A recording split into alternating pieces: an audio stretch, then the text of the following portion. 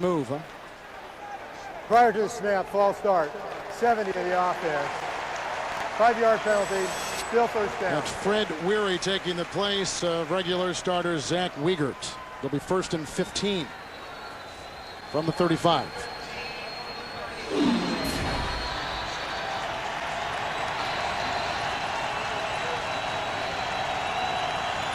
The Chiefs do have Battle in there, so they got a nickel secondary.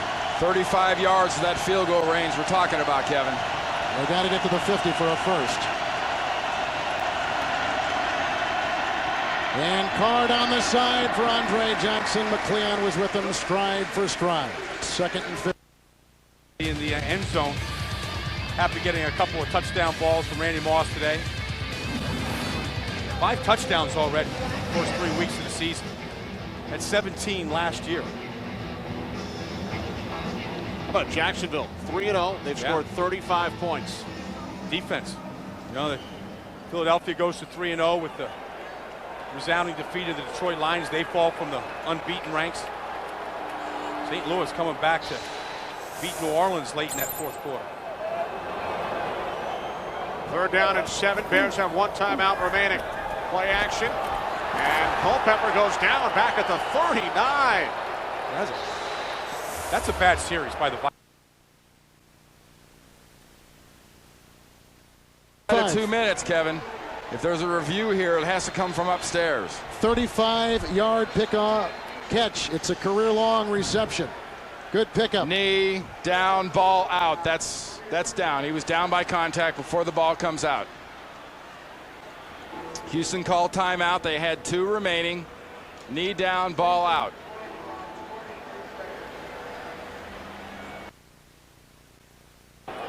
From Australia, he has a funny way of punting the ball when he's Continues, the ball comes out, the jarring on the elbow after he's down by contact. We should tell you that Bradford is not playing and Armstrong is taking his place. We have a long run at the end of the game. You know, we're back in the football game, and that's disheartening.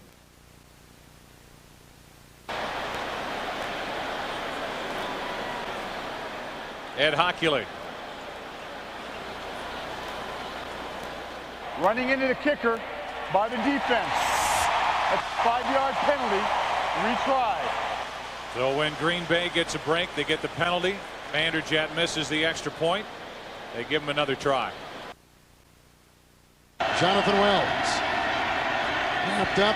Hicks the first to get him. Browning finished him off. Gain of a loss of about a yard maybe on the play. It's now almost a 50-yarder. We told you before that Chris Brown has knocked 7 through for game winners, 3 with the Texans. And he drilled that 49-yarder through earlier today. His career-long 55 yards when he played for Pittsburgh, and ironically enough, as we mentioned earlier in the game, that career-long was in Arrowhead Stadium at this end of the field. 2nd down 11. Ball will be at the 31. just a three-point lead. Penalty marker.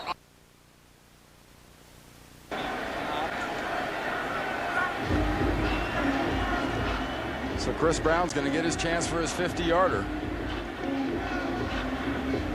And it may indeed be just inside the 40-yard line, so it'll be officially probably a 49-yarder. But you look down there and you're a kicker, you're thinking, I got to kick it 50 yards. Brown has knocked one through from 28 yards and from 49 yards today. You couldn't ask for a better example, no matter how this game comes out, of this new attitude for this Houston Texans football team. Not an ounce of quit in these guys. They came into this hostile environment expecting to win, and it's all on the foot of Chris Brown now. With the 7 seconds remaining in regulation, the hold will come from Stanley. The snap will come from Brian Pittman. 49 yards for the lead.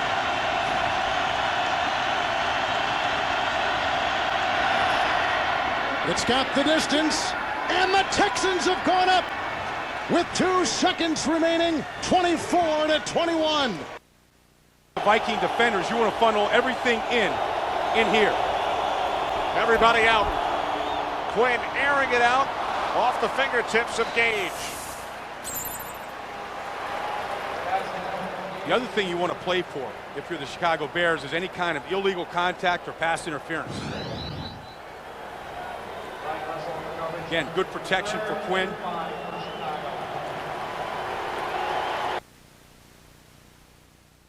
Now will tell us in St. Louis it has not stayed that way, right, Tom?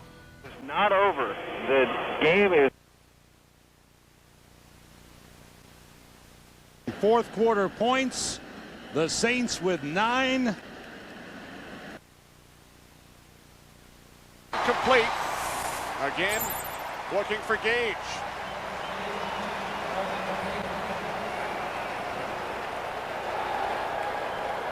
Down to a minute 16. No timeouts remaining. Bears must go for it on 4th and 5.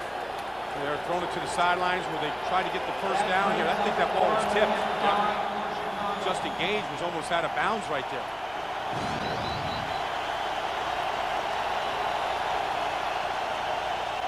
Fourth and 5. Quinn under pressure. Down he goes.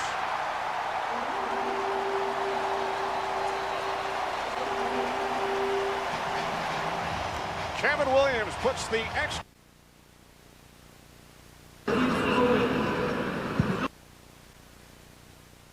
Texans have won their first of the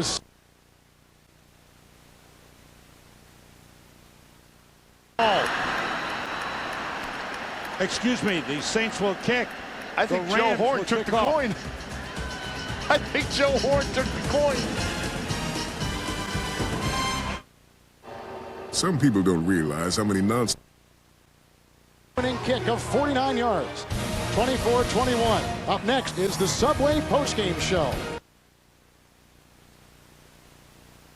One of the best pass rushers in the league is Dwight Freeney, number 93 for the Colts, but he likes to charge up the field, and the Packers are going to be able to take advantage of that. They'll try and run back underneath him as he tries to get that pass rush.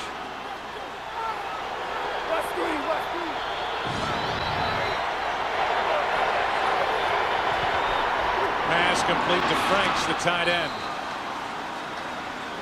Gain of 8.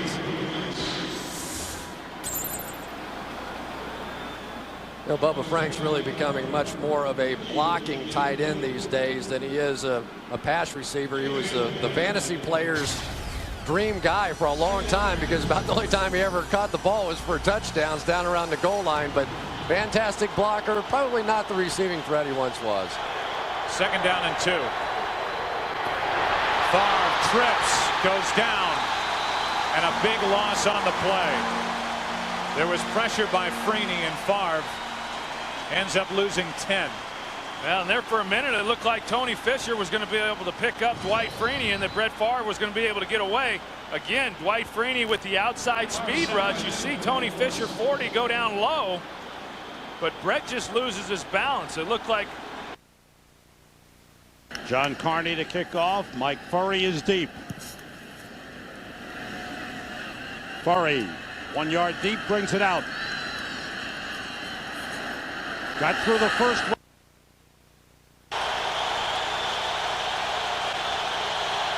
Just got it away. Favre slings it. Pass is caught for a first down. Donald Driver. Let's go to JB for a game break. Hey, Joe, the Rams have gone ahead 25-22 on a Mark Bulger 19-yard TD run with 28 seconds left. But the Saints battle back a field goal by John Carney, 38-yarder. That knocks it up. We are in OT, New Orleans and St. Louis. Back to Joe Buck. Seconds remaining. Tied it to put it into overtime. Now we had a flag on the play. So it's against the Saints. They will kick it off again. That is Tony Newsom, backup linebacker for the Rams, shaken up on the play.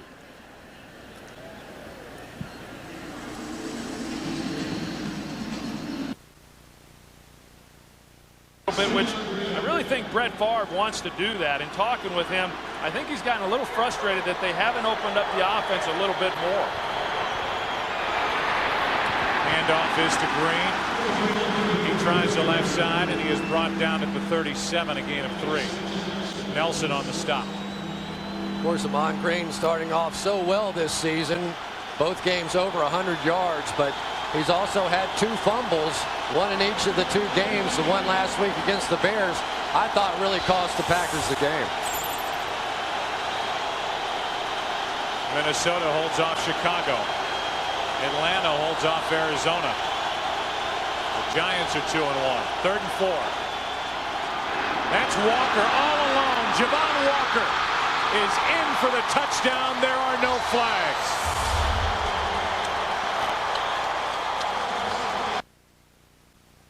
Coordinator, you know, and an offensive coordinator, you have to do your go through your checks when the defense has the ball, see what's working, what's not working, what you've got out of what play, and when you're calling plays, your mind's occupied.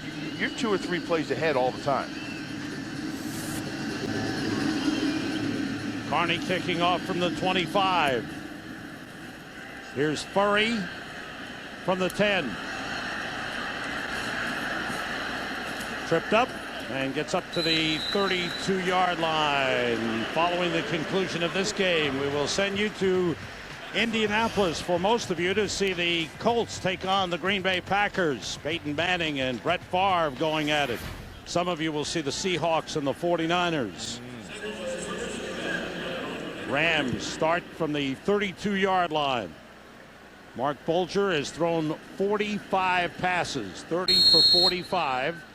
The Rams have rushed for only 65 yards in the game. 3 wide receivers. Kevin Curtis is the 3rd. Marshall Faulk in the backfield with Joey Goodspeed. And they stop the play. False start on the Rams. False start. Offense number 80. 5-yard penalty. Still first down. In Indianapolis, the Colts and Packers are tied at 7 already.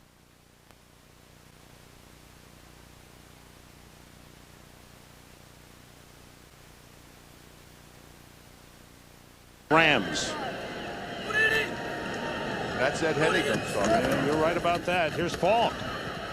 First through the hole and gets up across the 35-yard line. Let's check out what's happening with Green Bay and Indianapolis. JB? Hey, Sam, Peyton Manning struck first to Reggie Wayne. Guess what? Brett Favre, the gunslinger, he comes right back. 36-yard touchdown strike to Javon Walker. That knotted it up. Brett Favre was 4 of 4 for 64 yards on the drive. We've got a hot one going there. Back to Sam, Bill, and Chris. Thanks, JB. You like that Javon Walker, don't you? Oh, Jay Walk, boy, oh boy, I'm telling you. Looker in motion, 3 wide receivers in. Bulger goes to Dane Looker. Across the 40-yard line. Couple of yards short of the first down marker. I mean, was he covered, too? Freddie Thomas was all over him. That's just the in and out. And Bulger, he's going to take his one-on-one matchup. 3rd and about 2.5 for the Rams. The one thing I'll say about the Saints secondary, Sam, is that they have been there. They have been around these guys, and coverage has been tight. 3 wide receivers.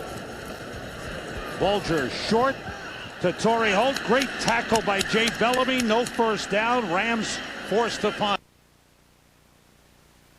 Brett Favre just moved up 1 more consecutive games with a touchdown pass. Unitas set the standard with 47. Brett Favre is now tied Dave Craig with his 28th, and it didn't take him long.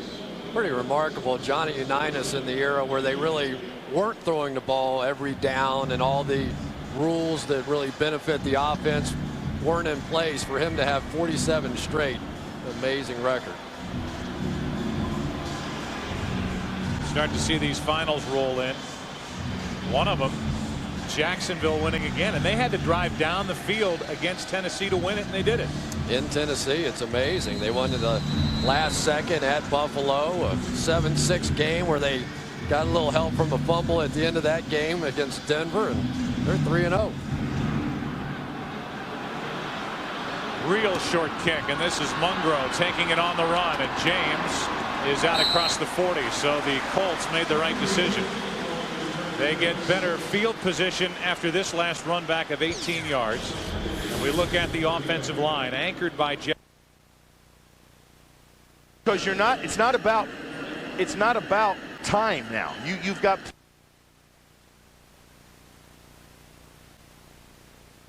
defense play, you know, and gain the field position and hopefully get it back into your possession. Right here, it's a gamble because if they do come up with a stop, if they do, you're in for a world of problems. Two tight ends left, Cleveland and Manamaliuna. You're not battling the clock now. Now it's regular offensive and defensive scheme. Marshall Faulk dancing, squeezes through, fights his way to the 44 and a first down. Boy, and were they lucky. They win the gamble. Boy, were they lucky. Slow developing run. Yep. And Marshall Faulk made that happen. They had Marshall Faulk contained. Watch this. They have him contained. Watch, right here. Right here, he's contained. Okay? But he is patient, and he waits, and he picks a spot. He lowers his head and shoulders and keeps his feet driving to pick up the first down. Up to the 45. The Rams were doggone lucky there. They keep the drive alive. Bulger under pressure, got rid of it to Faulk. Back to the line of scrimmage. It's ruled incomplete. Did not hold on after he was hit. We are in overtime, tied at 25. Rams getting gain. So they just complete another to Reggie Wayne for a first down inside the 30.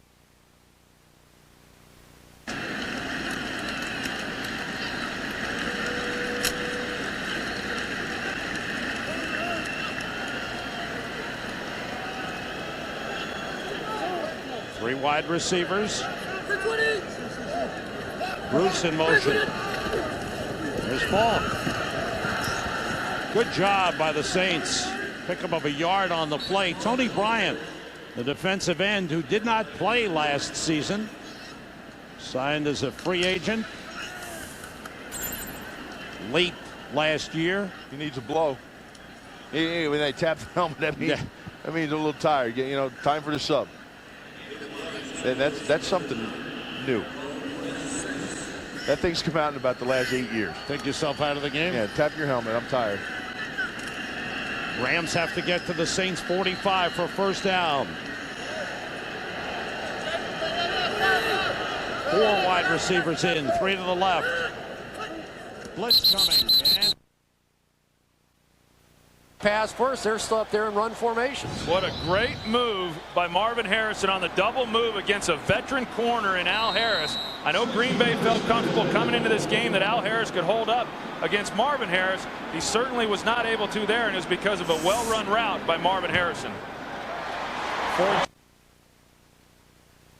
Tim's over here, but I thought we had some flinching going on. Yeah, that's him. Yeah, that's him. He gets a little move there. Grant Williams gets a little move as well.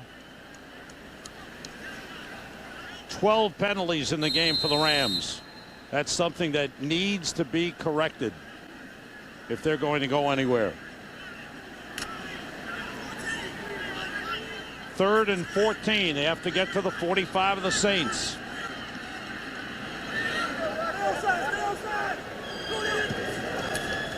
Bulger with time, throwing for Looker, who was well covered on the play. Wow. Done. Well, part of what Green Bay has tried to do this.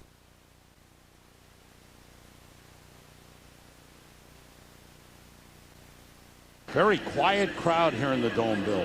Hey, look, here's Looker. He's over here, and the ball was thrown up here. Freddie Thomas all over him. 5th punt of the game for Sean Land. Look at the field position as if they would have punted it. I think they've given up 10 to 15 yards of good field position. Complete to Dante Stallworth. He breaks a tackle. He's ridden down at the 46-yard line. Aaron Brooks with a good start. 13-yard pickup. And see, that's where the field position comes in play. They are 21 yards away from a field goal right now. 21 yards.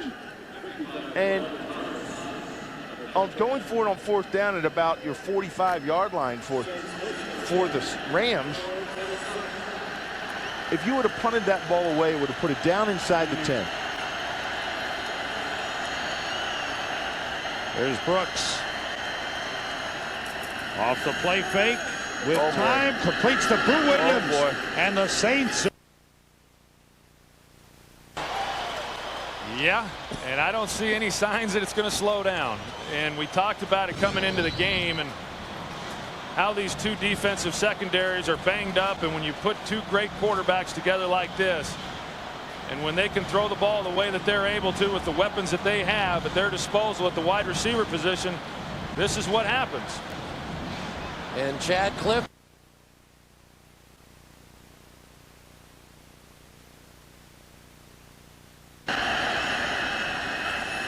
Short drop. Brooks throws it away over the head of Boo Williams. Troy, say it again. You talked to Brett Favre before the game, and you know this is now known as a running power football team, the Green Bay Packers. They're going to try to cram it down your throat. Which again, Sam, this a 79-yard pass play to Javon Walker. Absolutely unbelievable. Fans are getting an offensive fireworks display there. Back to Sam. What a show by the two great quarterbacks. Right here, Aaron Brooks doing the job for the Saints. Finds Dante Stallworth. Gets inside the 30 and out of bounds close to the 25. This morning it was Packer star Ahman Green. Now it's your chance to tell us who you want to see go 10 yards with TB. That's Terry Bradshaw. On next week's pregame show, log on to foxsports.com on MSN. And stepped on the field offensively, and in the second half, I should say. They've scored on every possession in the second half since coming out. This, except for one. This unit right now has so many matchup problems against the Saints. Stecker, nothing. Maybe lost half a yard on the play. Adam Archuleta. The Saints can do what they want. They can go 3 wide. They can bring Boo Williams in there. They can do motion. They can take Stecker. They can put Stecker out in space and keep Carney in the backfield. They can do anything they want to do and get away with it. They've been wide open primarily for the most part of the second half. I'll tell you, Lovie Smith, this team losing Lovie Smith, I think lost a lot of emotion on the defensive side of the ball. Stecker. Bootleg. No, the bootleg. Look at Brooks to the sideline inside the 15-yard line. Oh, that was a beautiful fake by Aaron Brooks. And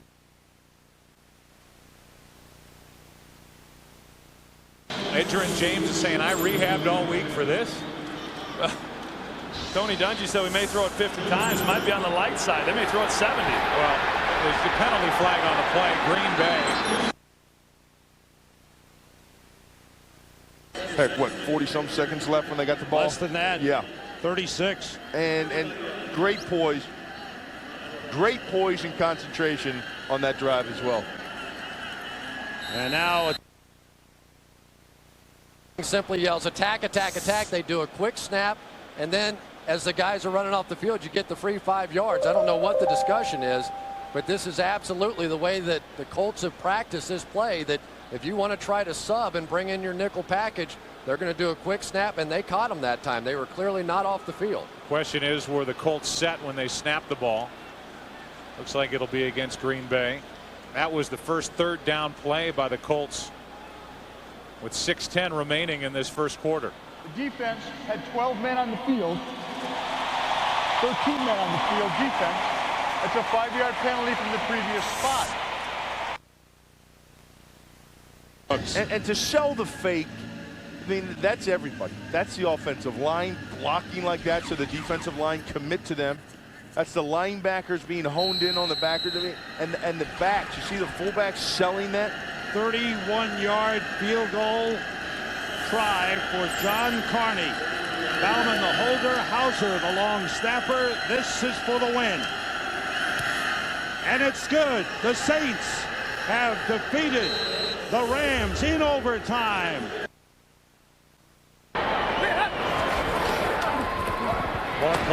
action. Manning hangs in and fires low to his intended target, Marvin Harrison. There was pressure by Jenkins on the play. Well, they're going to move KGB around to try and get a little pressure this time. Kabir Bajia-Biamila coming off the defensive left side and able to finally get a little pressure. It's really the first time that we've seen Peyton Manning get knocked down in this game, and if they're going to have a chance, they're going to have to do that plenty.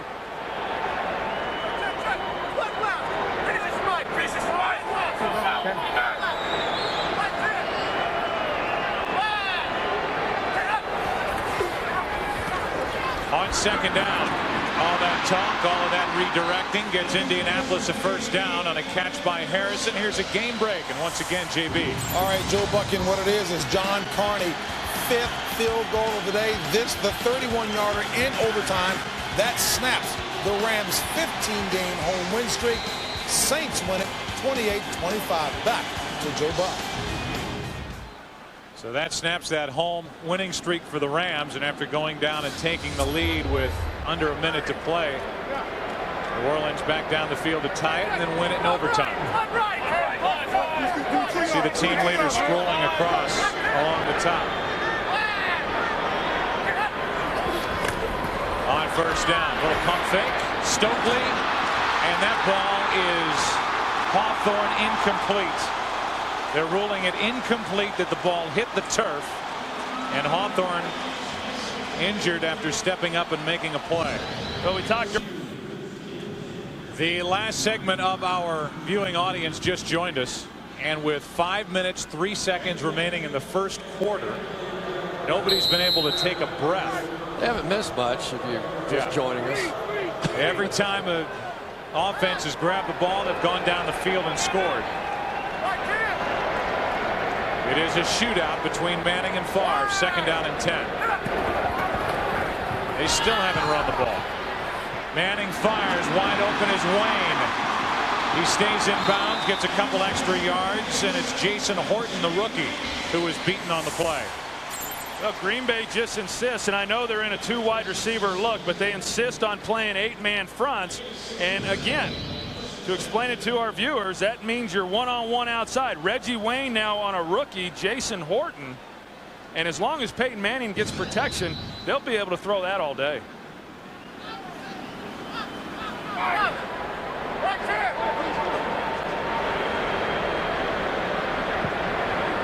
Reggie Wayne down there raising his hand. He has inside off technique. They'll go deep here. Pass incomplete for Harrison. All of the touchdowns for those of you just joining us. For those of you who have been with us all day, it's fun to look back anyway. Manning's first one to Reggie Wayne. That got us going. Then Favre answered with a touchdown throw to Walker. Walker wasn't finished. Of course, neither was Manning. On a completion, the 70th time he's hooked up with Harrison.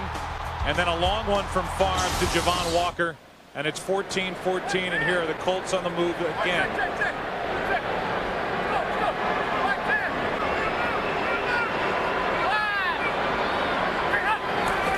Green Bay coming with a blitz.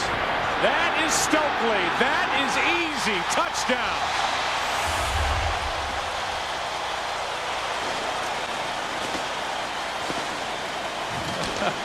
Guys, I tell you, this is funny.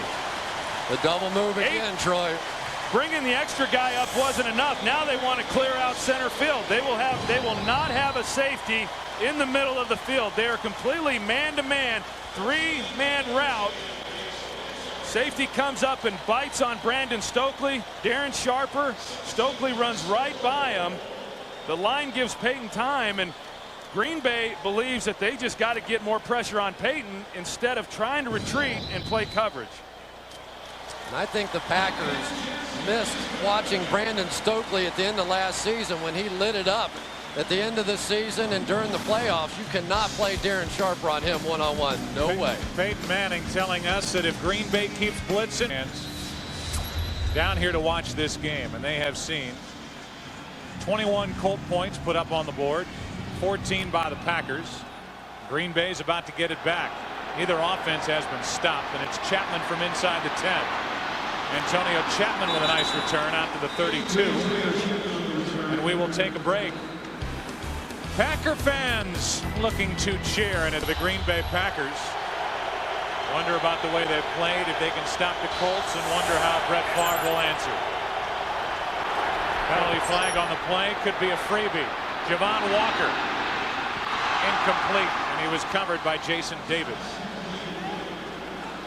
That was a good job by Brett Favre. Knowing he had a free play, he was able to draw the Colts offsides. Why not take a shot? That's exactly what he did. Offside, defense, number 93, 5-yard penalty, repeat first down. There's David on the coverage. The Packers are used to seeing Freeney offside. All week long they practiced against their scout team defense with a guy wearing number 93 lined up offside at the start of the play to try to simulate the speed that Freeney has coming off the edge. That's the respect the Packers have for Dwight Freeney. On first down and 5, it's Ahman Green. He got a yard. Let's go back to the touchdown, and Peyton Manning obviously sees this blitz coming, and you say, well, how could that possibly happen?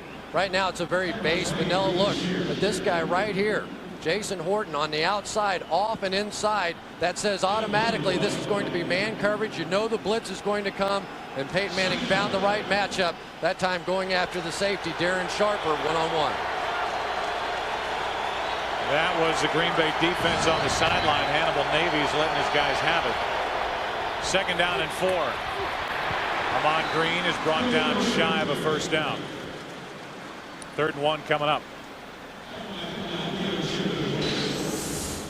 Right now, Green Bay deciding to go back to more of a balanced attack, run the ball there on 2nd down, try to get it into a 3rd and manageable situation, and that's where Green Bay has been really good this year. They were good last year on 3rd down conversions. They've been one of the best in the league over the first 2 games, and a big part of that is they've been able to get it to 3rd and short.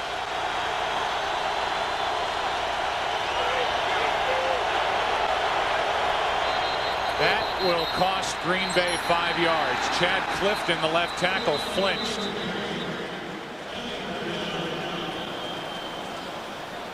This one's against the Pack. Before the ball was snapped.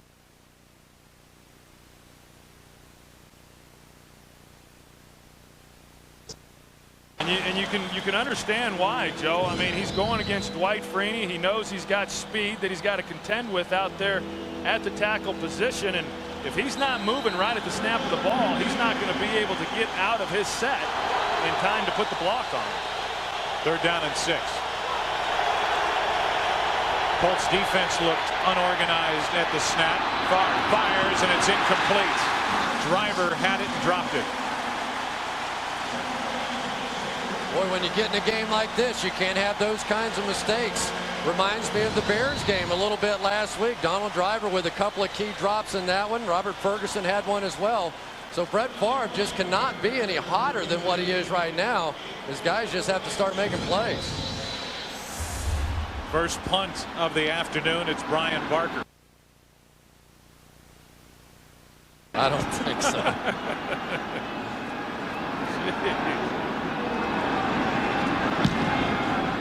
Line drive punt, a good one. Hyatt just outside the 10. Will escape with his life across the 20. A penalty flag on that return. 13-yard return. And we will check the marker. Peyton Manning hovers back out onto the field. Well, you almost can't afford to not score a touchdown on a drive. They're liable to be down 2 touchdowns just coming back out. Yep, when you see the jerseys start to pull, they're going to throw it almost every time. So that will cost the Colts. During the kick, holding by the receiving team, number 39. That's a 10-yard penalty is enforced from the end of the kick. Indianapolis keeps the ball, first down. Oh, Peyton's just saying, oh, now we just got to throw a 90-yard completion. Going to help his stats. And by Sharp. Sharp Aquos. Suddenly there's more to see. Nobody will surprise you on the list of early game headliners as we continue here in the first quarter in Indianapolis. Donovan McNabb, another big day. They are 3-0. Jamal Lewis with 186 yards on the ground and a touchdown, and Randy Moss with 2 scores.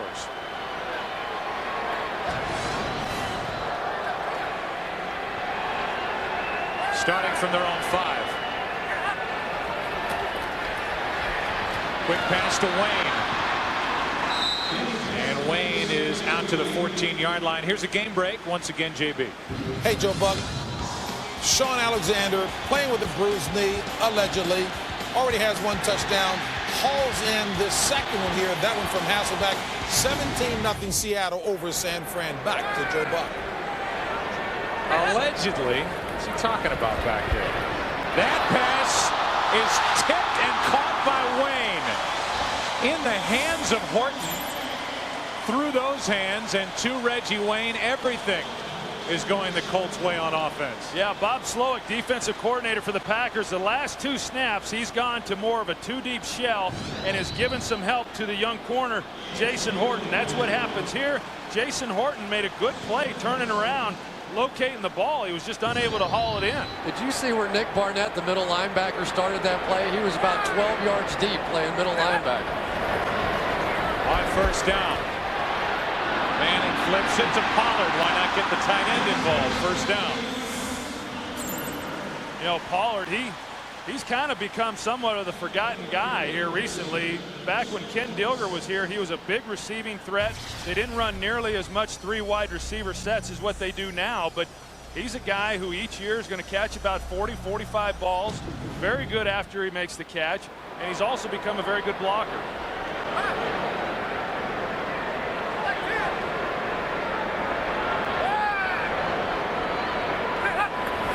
Under a minute to play first quarter. Pressure complete. Stokely spinning his way, and he is brought down a yard shy of a first down. And a penalty flag comes in late back in the area where Manning was picking himself up off the turf. Got a personal foul, at least according to Peyton Manning. Looks like he may have gotten hit late. Personal foul. Roughing the passer. Defense, number 59.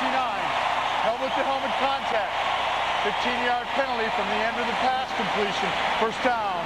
But it is interesting, even when the Packers are blitzing, they're just playing a zone behind it. They have completely abandoned the idea now of trying to match up one-on-one and play man coverage. And I think that's a good idea at this point. Boy, easy call for Ed Hockley right there with the helmet-to-helmet. Take a look at these 2 ratings. Wow. 158.3 is as good as you can do. I mean, that's as high a rating as you can have for a quarterback, and Peyton Manning's not too far behind him.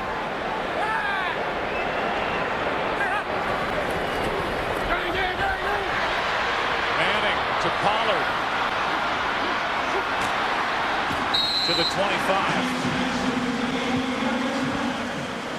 Well, you talked about Pollard a little bit earlier, and he's the only tight end in the league over the past 3 years to have at least 2 40-yard catches. So he has been that big play guy. He was a basketball player in college, and just when you get him out there on the field, one-on-one situations, he's very difficult to bring down. This has been a display, a show. It's been phenomenal by this Colts offense, and they love it here in Indy. The end of the first quarter. Have the field, and he doesn't second guess a thing if it doesn't work when Manning comes back over to the sideline. Every quarterback would love to play in that kind of system. Unfortunately, not every quarterback's capable of handling it like Peyton Manning is, and as we can see, he just does a great job orchestrating this offense. Ladies and gentlemen, our first running play, and why not? Edgerrin James, a first down.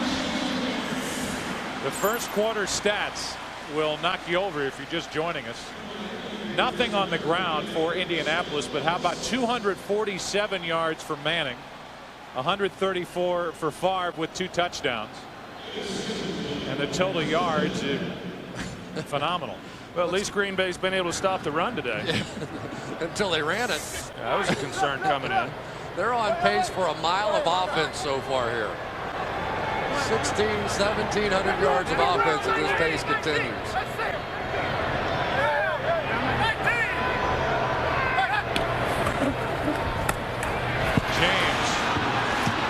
penalty flag on the play, and there may have been a hold out there.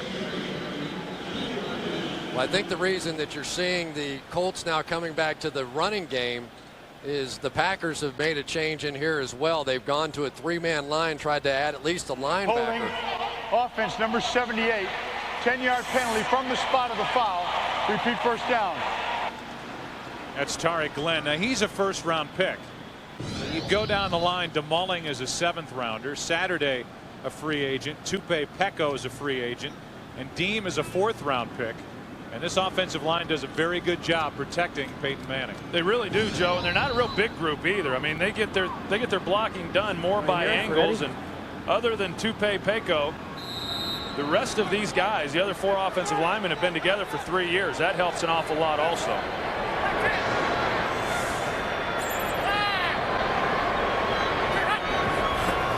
First and 18. That's Harrison getting bumped along the way. No flag. Incomplete. And Manning is saying, you got to be kidding me. Yeah, that was pretty close. It looked like Harris was getting away with quite a bit of activity going down the field. Of course, the new emphasis now on you can't bump past the 5-yard mark. And you're going to see Al Harris clearly trying to distract him. And why wouldn't he? Marvin Harrison has been running by him all day. In my consideration, that's a foul. Same with these fans here watching it on the scoreboard. 2nd down and 18. Green Bay showing blitz again.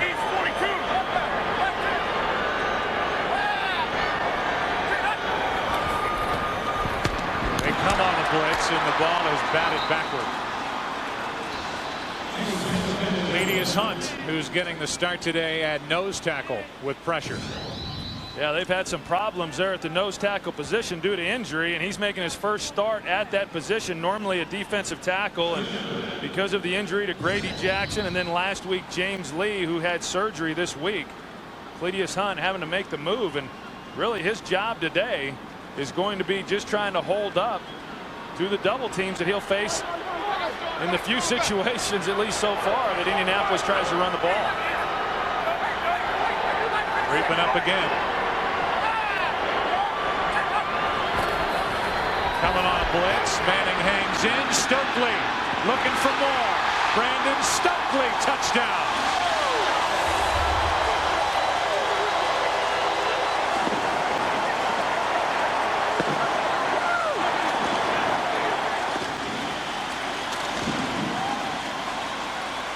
How brilliant is Peyton Manning running this offense, and how accurate is he dropping these passes right where they need to be? You're going to see that they're thinking Marvin Harrison is going to come from underneath here, and this is just a pick play.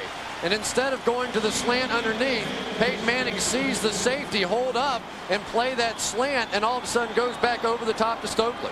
And now we know why Tom Moore lets him pretty much do whatever he wants, Joe. And I know Terry Bradshaw during the pregame show, he ranked the quarterbacks. Peyton Manning was 5th. I think Terry may want to reevaluate that ranking, at least after watching this first half. Yeah, I was thinking he might have to go back out to the barn, get his laptop out, and put some new figures in.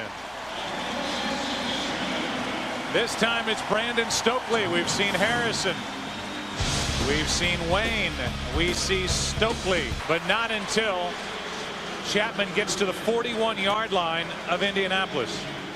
Did the defensive players miss the bus today, or did we miss anything here? Chapman with the return of 49 yards. Now Green Bay in good position, but they trail by 2 touchdowns. Let's go down to Pam Oliver. Hey, Joe, you may have heard a little something about Brett's troubles in dome stadiums, but I tell you what, the Packers have come up with a very high-tech way to at least try to eliminate some of that noise. They have put electrical tape over the ear holes in Brett's helmet to try to reduce some of the noise in this very loud RCA dome. Tell you what, it hasn't hurt. Well, we have heard plenty of noise. Most of the noise we've heard has come when the Colts have had the ball. A toss to Green running right, and he almost broke that. Tripped up at the last moment. A gain of 3. David Thornton on the tackle. You know, Ahman Green, a lot of discussion this past week about his propensity of putting the ball on the ground, and rightfully so, I would guess. He does fumble the ball. It's well documented, but this guy's an outstanding football player, and he's a great runner. Last year, rushing for over 1,800 yards, probably the quietest 1,800 yards anybody's ever had in this league.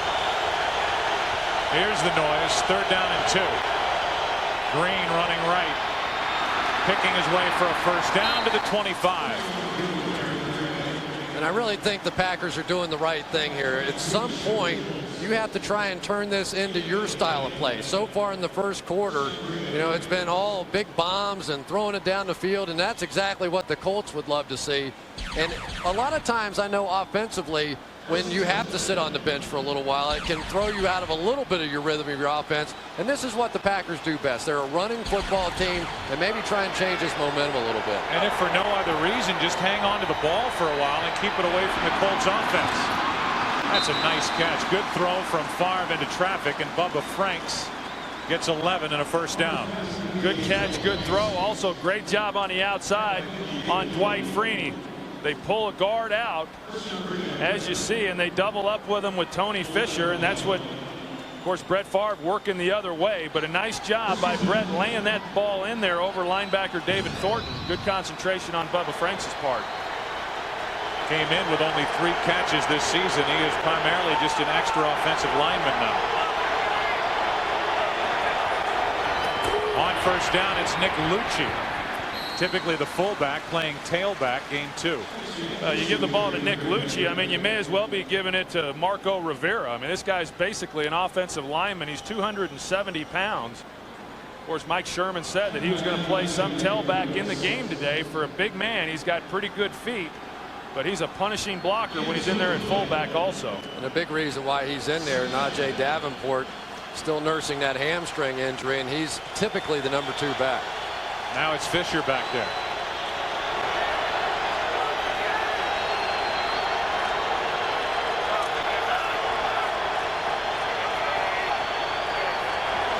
Nobody jumped from the Colts.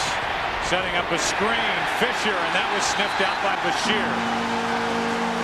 Dries Bashir, the safety, came up to make the stop, a loss of 8.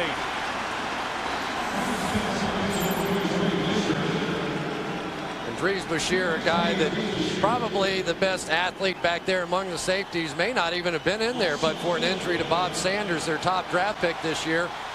But he's a guy that comes up, you could see that he was reading the audible or whatever it was Brett Favre was doing at the line of scrimmage. Didn't try and get after Brett Favre, read the screen, and came out and made the play. And there's a little pressure on Green Bay right now. We've seen what Indianapolis has been able to do offensively. 3rd and 15 here in the first half, but down 14. They know that they've got to come away with touchdowns and not field goals, at least at the rate that this game has gone so far. Timeout, Green Bay. Their first of this first half. 3rd and long for Green Bay, and 16 yards to go. Favre to the corner of the end zone. That's Driver, and he was overthrown. That'll bring up 4th down. Even the head linesman liked the try by Driver, who ended up getting driven into the padding down in the corner. You know, here's the difference. Indianapolis, when faced with 3rd and long, they played cover 2. You see these 2 safeties here protecting the end line, giving their corner some help. When Green Bay was faced with that same situation on the other end of the field, they blitzed them, played man-to-man, and Peyton Manning hit the touchdown. 38-yard try by Longwell. And Longwell adds his name to the list of guys who have points today. That makes it 28-17. Colts about to get it back. Somewhere Archie Manning is smiling. So is Eli. Looking at the numbers that Peyton has put up in this first half, there's still 9.5 minutes to go. And the Colts will take over after this kickoff from Longwell. Hyatt from the 3.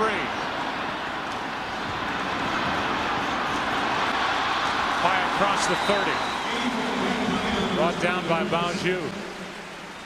Earlier, a hit on Peyton Manning. Bothered him enough to have to rub that leg a little bit, grabbing that knee. We'll keep an eye on that as we continue. Peyton back to work. Up 11. Candidate 0 was raised. The ball.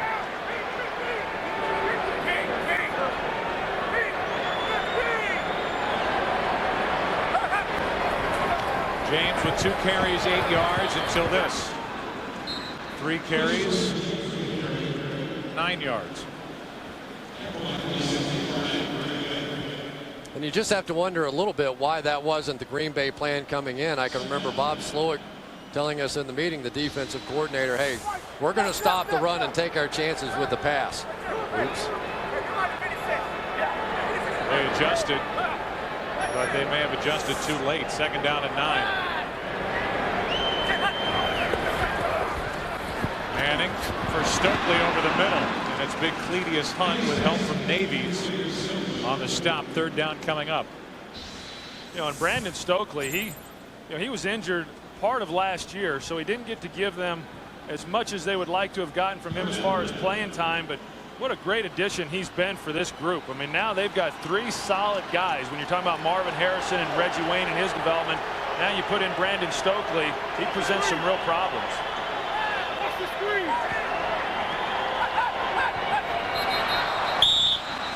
Who will this be on? You could hear the defense of Green Bay. Offense, number 18. And now Ed Hockley is going to be talked to immediately by the head linesman, who may overrule that. Yeah, it looked to me like there was offsides by the defense. Looked like maybe even Kabir Bajabiamila, and then they've got the movement from the offensive line. Full stop by the offense. Number 18. And Bob jerked his hands. It's a 5-yard penalty. It's still 3rd down. So they're going to get Manning for the head bob and jerking his hands. And this will cost the Colts 5 yards. Here's a better look at it. You can see the interior plate. You can see Peyton Manning. I've never quite understood how they expect a quarterback to use hard count and voice inflection without moving your head. Yeah, that's a bad call.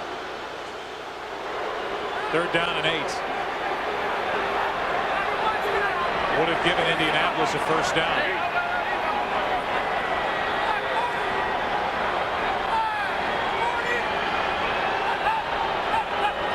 No different on that cadence by Manning. Backpedaling as he goes, and it's incomplete. Wide open was Harrison, but he was a bit underthrown. That's the first bad ball we've really seen from Peyton Manning. He had a chance, underthrew it, and he knows it. Couldn't step into that throw, and it came up a little shy. So Chapman will wait for the first punt from Hunter Smith.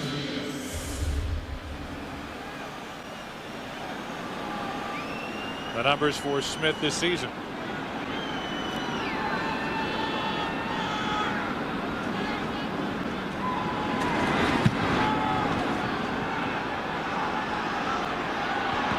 Chapman from close to the 24. Gets it to the 30 and just beyond. That's where Green Bay will, with the hands either on the catch try or sliding along the turf after the incompletion. Well, you can see how fat that one knuckle is, and a lot of times when you get a low throw like that, you try and get your hand down underneath it, and it one hops up into your finger and just jams it, but it won't have any effect on him, I can guarantee you that. 2nd down and 9. Barnes slings it, and it's tipped by Nick Harper. Put into words how big that is for you? Yeah, it was huge. It was huge. You know, as you said, we didn't have our best performance. Job of settling in and then being able to get back out. Improvements to do, but we just trying to get wins.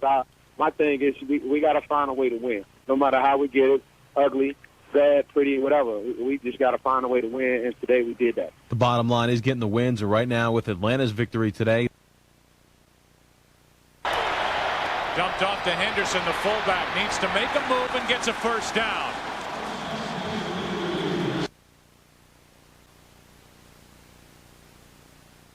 Put this behind us as soon as possible, but at the same time, kind of enjoy it because we work for this. We really work for it. It's not going to be easy next week either. Every week is a challenge for us. So I'm expecting them to throw something at us that we've never seen before, but at the same time. Empty backfield, far but quick throw. Javon Walker. Play's over, man. He's to the 49, and then the play is over.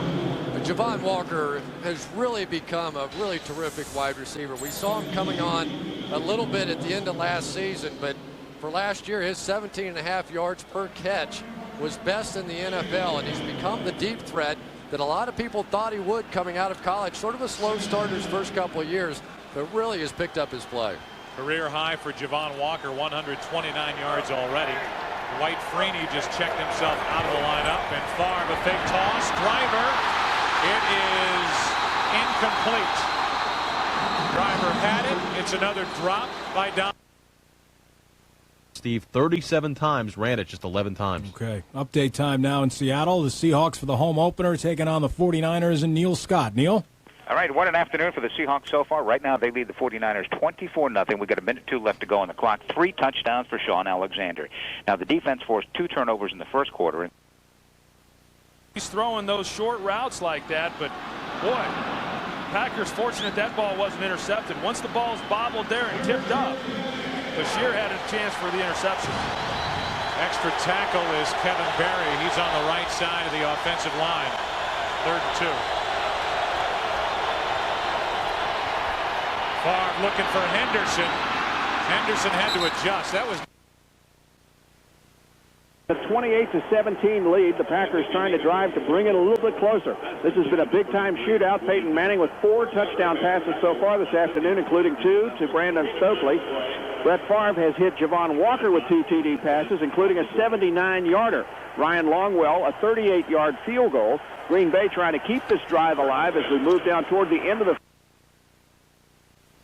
catch on that play, and plays a position where his career gets shortened, but he's had a good career for this team.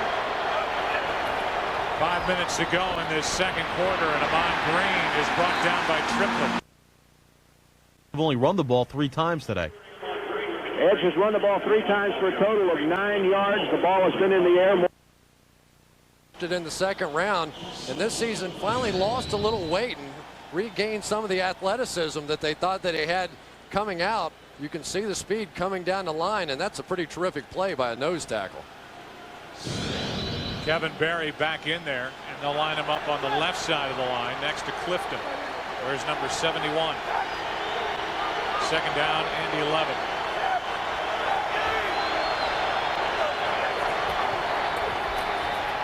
Favre going for Walker. He's had a huge first half, but he's overthrown and well covered by Strickland. Call to face on the Raiders, team that he coached for many years before heading back to Tampa Bay. His rematch of the Super Bowl from a couple of years ago, and we look forward to that. And then, of course, the Dolphins and Steelers from Miami, and that game was originally supposed to kick off at 1 o'clock, pushed back to 8:30 due to Hurricane Gene, which kind of most. Strickland is actually a better safety than he is corner, but it's just a position of need, and that's why he's there. 3rd down and 11.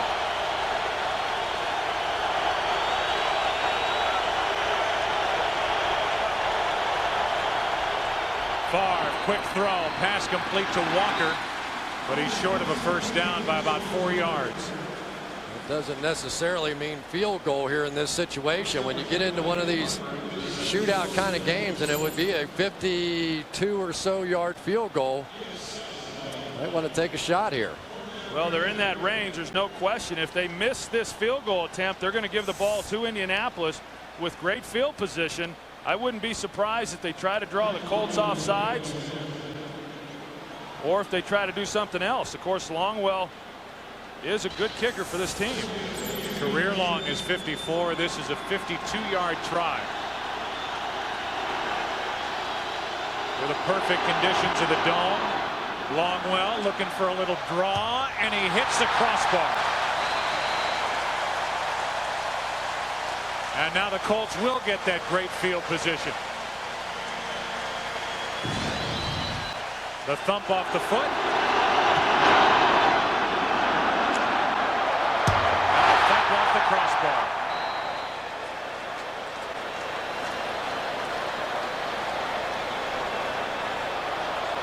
And you know Brett wanted to try and go for it on 4th down there. Well, you can see the frustration in his face, no question. He realized that it was going to take a heck of an effort by Longwell in order to come away with the field goal. Instead, they give the ball back to Indianapolis. Great field position. And the way they're moving the football, you just don't want to give them a chance to get any more points.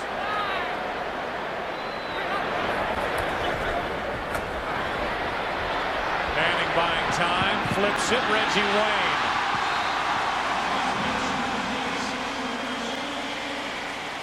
Next week, we look ahead to what's on our schedule on Fox. The Giants at the Packers will be there at Lambeau. The Eagles and Bears, Redskins at Browns. And then the late games, Falcons at the Panthers, the Saints at the Cardinals. Presented in Fox Sports High Definition. You don't suppose there's anybody in St. Louis that has recognized that Kurt Warner's 2-1 with the Giants now, do you? Oh, I guarantee. He still has thousands of fans in St. Louis. Stokely gets it. And Brandon Stokely has a Colts first down. And part of when you're going to try to play cover 2 with that shell, you got to put somebody over the inside slot receiver. They don't have anybody defending over Stokely. They give him a free run, and because they run that wide receiver swing screen, it's an easy completion, an easy first down. And I'm still surprised that we haven't seen the Packers just come out in basically a nickel set, because the Colts really haven't done anything running the football today.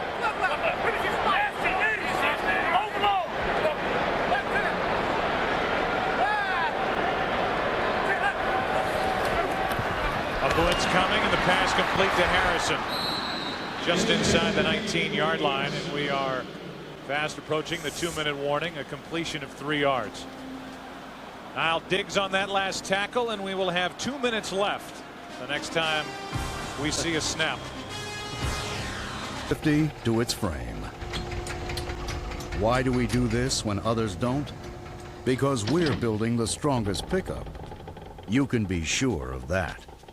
We are. Only one truck earned the right to be the next Ford F-150. Coming up with a Visa halftime report, JB, Terry, Howie, and Jimmy will have scores and highlights from around the league, and the Fox Sports ticker has up to the second scores stats. 2 minutes remaining, and the Colts are inside the Green Bay 20, already up 11. Second down and 7.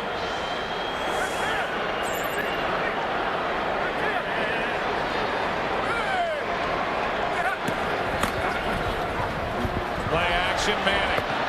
Penalty flag on the play as Reggie Wayne makes the catch. He's brought down short of a first down by Horton. In the last couple of series, the Colts have really been hurting themselves with penalties as long as they've been able to stay on schedule. Offense, number 78. 10-yard penalty, repeat second down. Terry Glenn that time getting caught with a hold, but that's really been the only way the Packers have been able to stop them. Trying to block KGB coming around the corner. Terry Glenn definitely in the back pedal there, then grabbed the right shoulder, and that's where the hold was. So that moves the ball all the way back just inside the 29. Packers really need to take advantage of this break. If they can hold them to just 3 here, you stay in the ball game.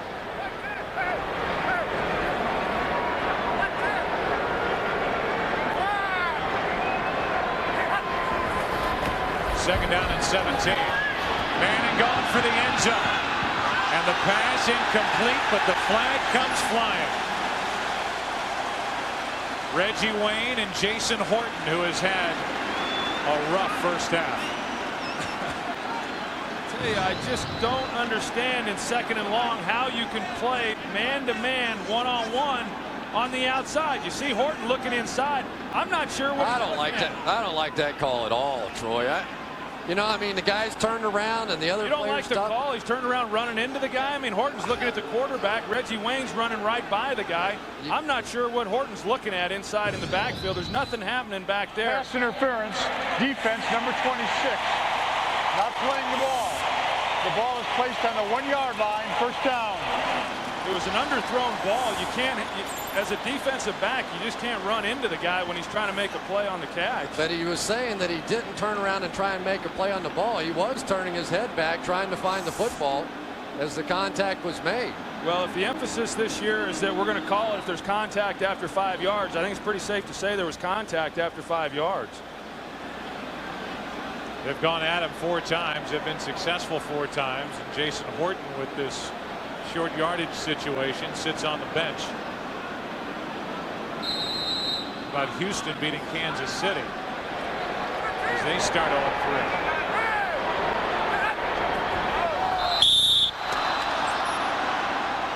That was Hunt coming across on the center Saturday. I just think to go back to the last play, whether it was or it wasn't, and certainly you can argue both sides of it. Personally, I think it was. I think the defensive call in itself. Defense number 97. After this is to the goal, still first down. That you continually put Jason Horton, a rookie, in a position where he's going to fail trying to cover Reggie Wayne. Yeah, I think in my mind, you have to give the defensive back a little benefit of the doubt as he turns around to play the ball. Close call. First down and goal. Rhodes did not get in. It was a great second effort by Dominic Rhodes. He got stopped short initially, almost was able to get in on the second push. Contact was made early. Right there, he kept his feet. He was able to get going. Almost was. That's close. I think you challenged that one. That one looked like a touchdown. Going to review this one from upstairs if they get a good look at it. We're inside 2 minutes. It would have to come from the booth. I don't know how they don't review that upstairs either.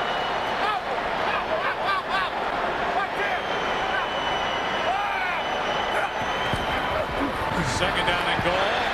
Why not? Another touchdown throw. It's Mungro. That's 5 touchdown passes from Peyton Manning. The NFL record is 7.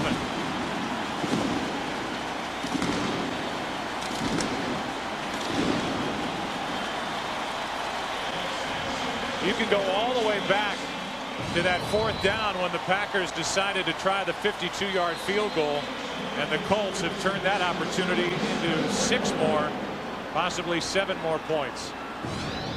That's up to Vanderjagt, and it's 35-17. You know, and again, I think what makes it even more surprising that Green Bay has played the coverages that they've played is that Indianapolis, I believe, has ran the ball 4 times in the first half. They continually want to bring pressure. They want to hit Peyton Manning. They don't want to play coverage and help out these young defensive backs. And Peyton Manning has just picked them apart. But you can really only do so much for a kid like Jason Horton. I mean, essentially all he was responsible for was the deep third on that last play. So if somebody wants to throw something underneath, you say, okay, fine, I've got some underneath help. You just can't let anybody run by you like that.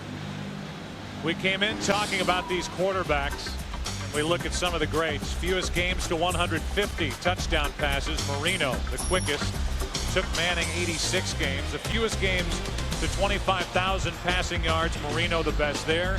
Manning and Favre are 2 and 3. But really, with the defense for each side, the question was which defense would be able to hold up under the pressure of either Favre or Manning, and so far the answer is the Colts defense has been good enough. The Packers defense has had a horrible first half. This is Whitley out to the 24. More early game headliners. Dante Culpepper with 3 touchdowns. 1 rushing touchdown. Tiki Barber a 100-yard day in the Giants' victory over Cleveland, and they will go into Lambeau next week 2-1. And Terrell Owens. That's working out okay, huh? I'll say. Wow.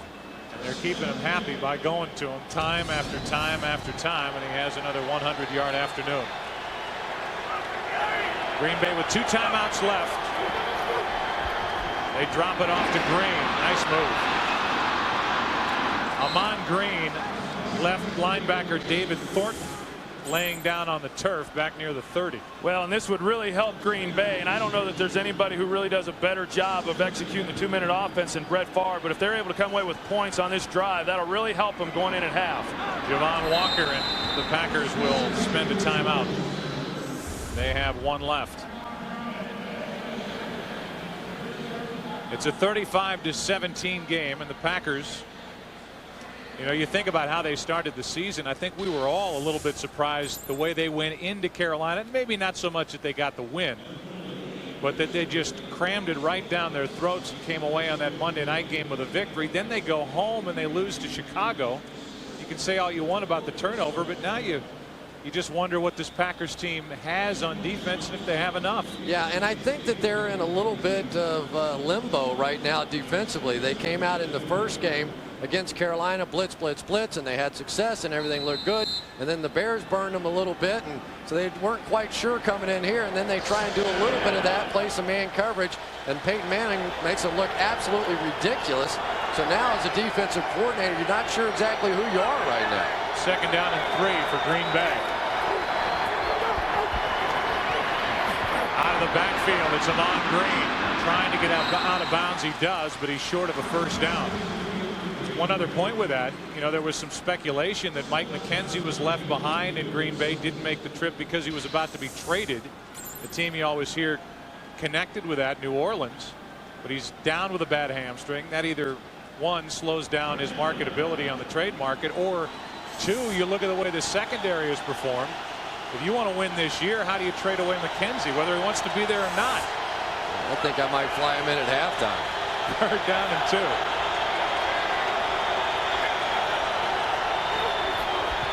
Favre over the middle as receiver Franks fell down.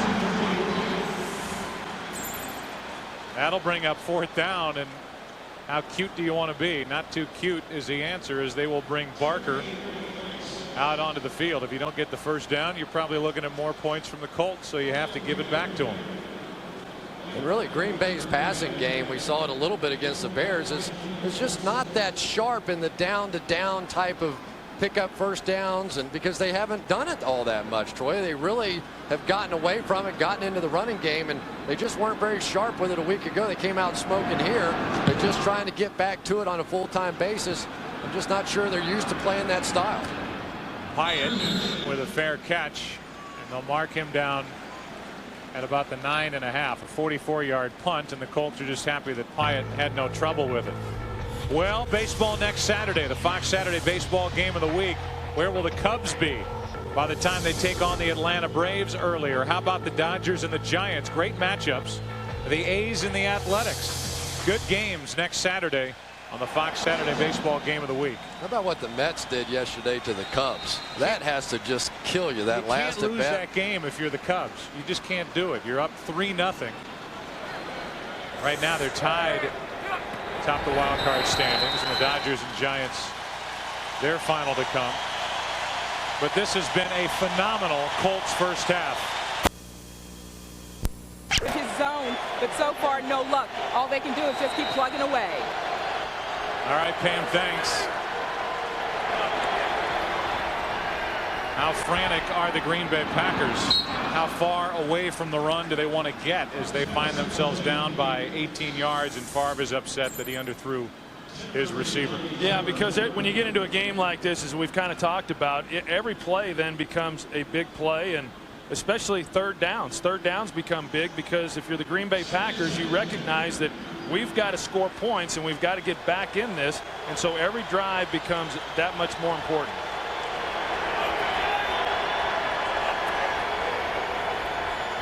On 2nd down, that's Gunn to Walker. He's got a first down. He's had a nice game, and he is developing into one of the better receivers in the NFC. Tall kid that really has the ability to go up and make plays, but I think what's been the difference for him are these types of catches. He's now coming in over the middle, making the tough catches, getting his head down, being the all-around player. That's what you're looking for out of somebody, and really what they needed on this Green Bay Packer offense. He couldn't believe it when he showed up from Florida State and caught that first ball, or at least tried to, from Favre, with the kind of velocity he has on the fastball, as that catch is made by Driver at the 45-yard line. Well, I think that's what we're getting ready to see, Joe. We're going to see Brett Favre go back to what he is most comfortable doing, and that's getting underneath center, dropping back, and being the gunslinger that he is. And over the last several years, this West Coast offense has evolved into more of a running game, a lot of shotgun formations, play actions. In fact, Brett Favre said it's not West Coast, it's more Midwest offense. And now they're going back to some of the things that he's more comfortable with, having to throw it now in this situation. Breeze Bashir is out of the lineup. So even more inexperience in the secondary for the Colts as Amon Green gets a first down. It's now Corey Bird and Anthony Floyd back there as the Colts are down to their final 2 safeties. And I get the feeling that Brett Favre at halftime said, listen, guys, enough's enough. I know you want to run the football. I know you want to try and establish something. He's saying, look at who they have on the field defensively. Look at this secondary. Give me a chance to go out and win the football game. They've yet to run it so far this drive. First down at the Indianapolis 38. To the dot, David, to the dot.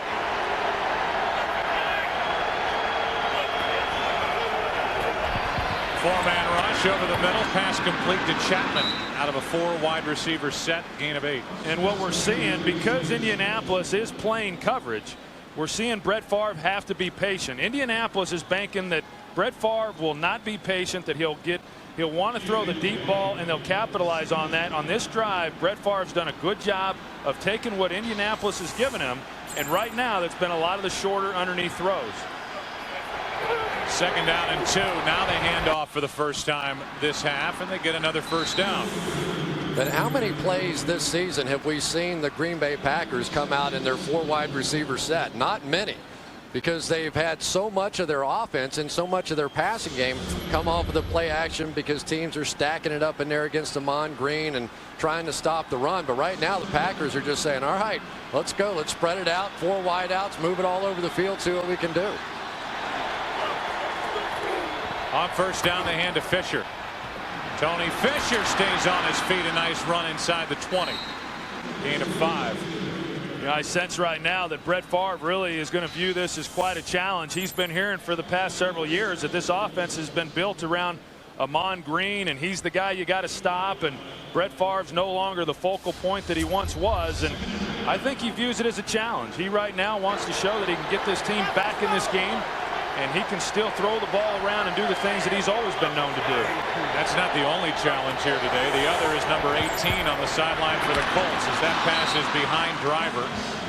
You know that Favre has got to get a little extra jump looking at what Peyton Manning has done and saying, all right, I'm going to try to answer you. And he's facing 3rd and 5 here.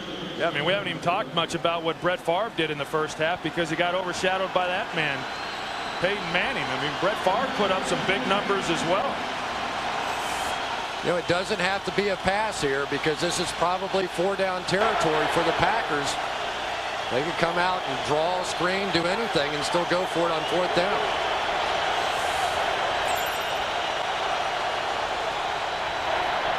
Favre is in trouble. Looking for help. He finds it in Fisher. And Tony Fisher has got another Green Bay first down, and that was all Favre buying time. Dwight Freeney coming with the pressure, and I think Dwight Freeney's exhausted. He's going over to take a knee. Talked to Freeney this week, and he said, you know what I try and do is pretend I'm a cannonball getting shot out of a cannon. I'm trying to sprint to a spot about 3 yards up the field, and when I see that tackle turn his shoulders like that, that's when I know to try and dip back underneath as he did there. How many times have we seen Brett Favre make a play like that? Tosses it to Amon Green, and he got zip, might have lost a yard. Triplet on the stop. Of course, we've seen Tony Fisher in the game. He's the one who was able to pick up the first down with the reception. He's also run the ball with the. What the Packers like to do is once they get inside the 20-yard line in the red zone, that's when they want to get Amon Green back in the game and let him be the workhorse trying to score the touchdown. And they let Tony Fisher pretty much be the back between the 20s as far as trying to spell Amon Green. What's this going to be? Between plays, a penalty flag. You know, the one thing offensively you cannot do is make a substitution and leave extra guys in the huddle and then leave late trying to fool the defense. Green Bay brought a couple of receivers into their huddle, and they're going to call just that. They took Berry out. They took Green out. They had 2 wide receivers come in, including Chapman, who's now going to go off the field, and they are going to call a penalty. Well, it's a pretty good rule. Ed doesn't have his mic on. Well, my best lip reading, I think he said someone came in the huddle and did not report as eligible. Someone with a number, an offensive lineman number, that came into a position where he was eligible to catch a pass. Probably Kevin Berry, who lines up at that tight end position sometimes. And it's a good rule that they have, because what offenses started doing is they started trying to hide their personnel. Defenses, coaches, they want to try to match personnel, and now they're playing on an even field when they can't put guys in the huddle more men than 11. Second down and 11 as Indianapolis declined. The penalty, Walker's left all alone, and he has another. And the Packers make noise here at the beginning of the second half. And I really love what Green Bay has done. Anytime you have a defense that's thin in their secondary, what do you want to do? You want to put as many of those young players on the field as possible. This time they come out in sort of a bunch formation as they motion to it. And as soon as the ball is snapped, they just get lost. Corey Bird that time just lost track of where Javon Walker was.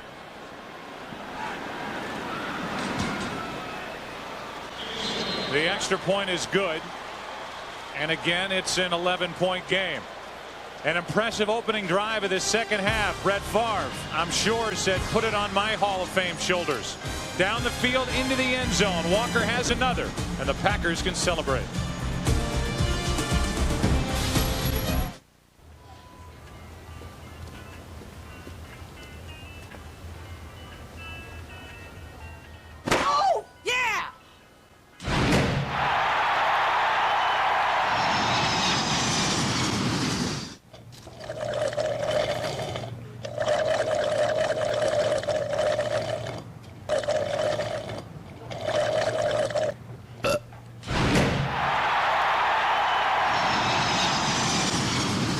Get a pepperoni. Mushroom. I want green peppers. You're so hard-headed. Don't make me come over there. Go put a sock in George. Just get the Pizza Hut 4 for All pizza. Then everybody gets what they want. Cool. The amazing 4 for All pizza from Pizza Hut. 4 different pizzas for only $11.99. And for just $1 more, get breadsticks, Pepsi, or cinnamon sticks. How can we ever thank you? Well, this is a good start. Gather round the good stuff. Where are Nigel and Trevor? They're testing the vehicle stability control on the Lexus.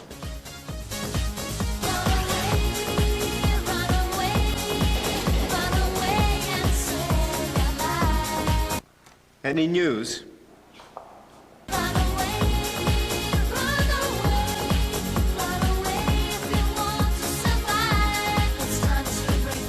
The powerful allure of the new RX, continuing to put the world on notice. This telecast is copyrighted by the NFL for the private use of our audience. Any other use of this telecast or of any pictures, descriptions, or accounts of the game without the NFL's consent is prohibited. Fox NFL Sundays, brought to you by Southwest Airlines, proud sponsor of the NFL and official airline of Super Bowl 39. Javon Walker is coming off a career day at home over the Chicago Bear defense. He had 7 catches in that game. That was a career high. Well, forget that. He's got 8 already today and 3 touchdowns. Hyatt for the Colts. Gets it out near the 27, where he's brought down by Nick Rogers. The Green Bay Packers needed to try to get something going in this second half. They took the kickoff, went down the field. Walker was left all alone. And Brett Favre, those eyes are lit up.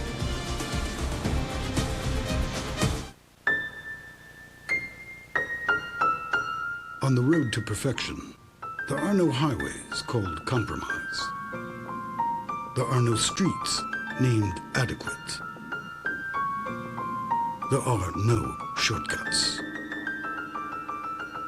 And the next stop is 1,000,000 miles away.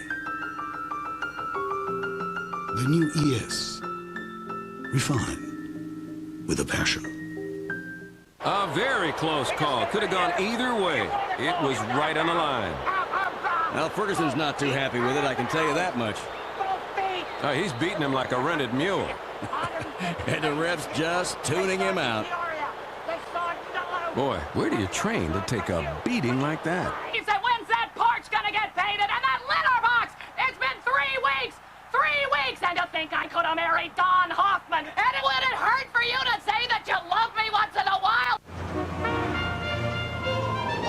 Donald Trump to talk to you about the remarkable convenience of the Visa check card. Everyone knows the Visa check card's directly connected to the money in your checking account. Oops. But if your card's lost or stolen, did you know you're not liable for fraudulent purchases? Got it.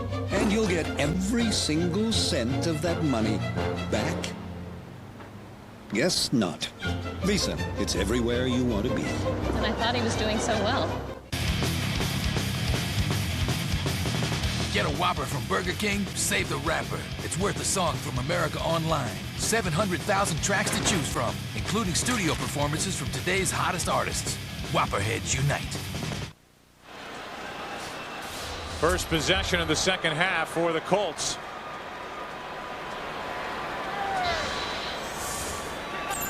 Starting at their own 27. Manning fires, and it's dropped by Harrison. And a major change right now for the Green Bay Packers defensively. They came out in a dime defense, 6 defensive backs. In the first half, even with 3 wide receivers on the field, they were playing a base defense with just 4 defensive backs. So they've gone in at halftime now and said, look, guys, we know we can't cover the pass. Let's get our defensive backs on the field. Now watch Peyton start to run the ball.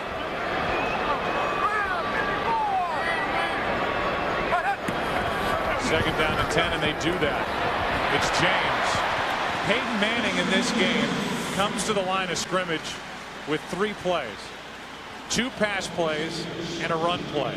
They call the pass play, and he can check to a run play if he thinks the Packers aren't blitzing. Anytime he feels that they're in coverage, he will call the run. But every time they start with the pass call.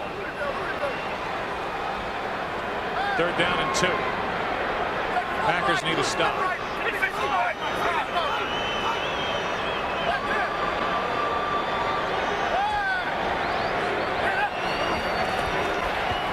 Looking left all the way, and it's Reggie Wayne dropped it. Wayne had it and dropped it. Didn't control it after hauling it in, and it's 3 and out for the Colts. Yeah, and those were 2 good throws that were dropped in this series by Peyton Manning. Puts the ball right on Reggie Wayne's numbers, and he had it, but it got knocked out, and now they've got a punt for only the 2nd time today. And the score by Green Bay when they went down and got the touchdown did put a little pressure here on the Indianapolis Colts, cutting the game to 11. Now if the Green Bay Packers are able to get points on this next possession, they further put pressure on them.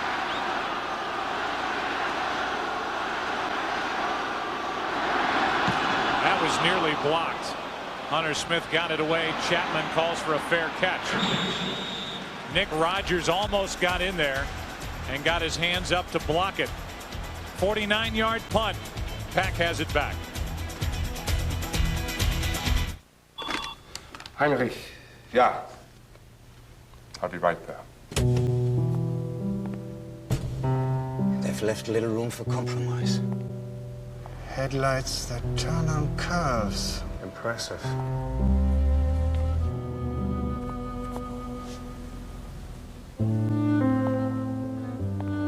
The new RX from Lexus, They are waiting for you. continuing to put the world on notice. Hey, Mom. Remember when you told me to let you know if I needed anything back at school? Well, there's a couple of things. They grow up so fast. He's grown up.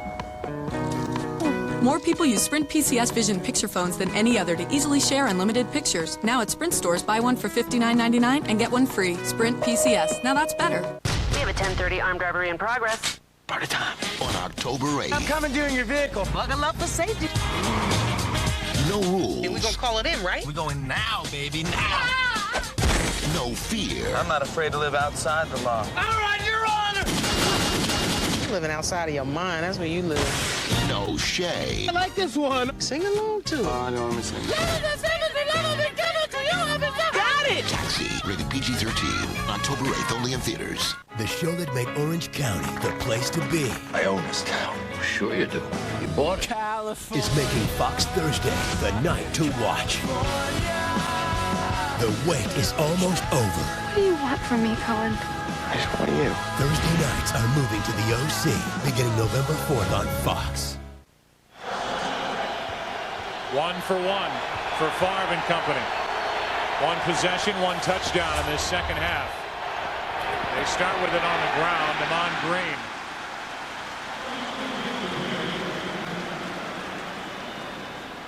Tonight on Fox, it's a television event with the biggest acts in music and the hottest trends in fashion. Join Beyonce, Usher, and more for a celebration of style and sound. Dennis Leary hosts Fashion Rocks, following The Simpsons tonight at 7:30 Eastern, 6:30 Central on Fox.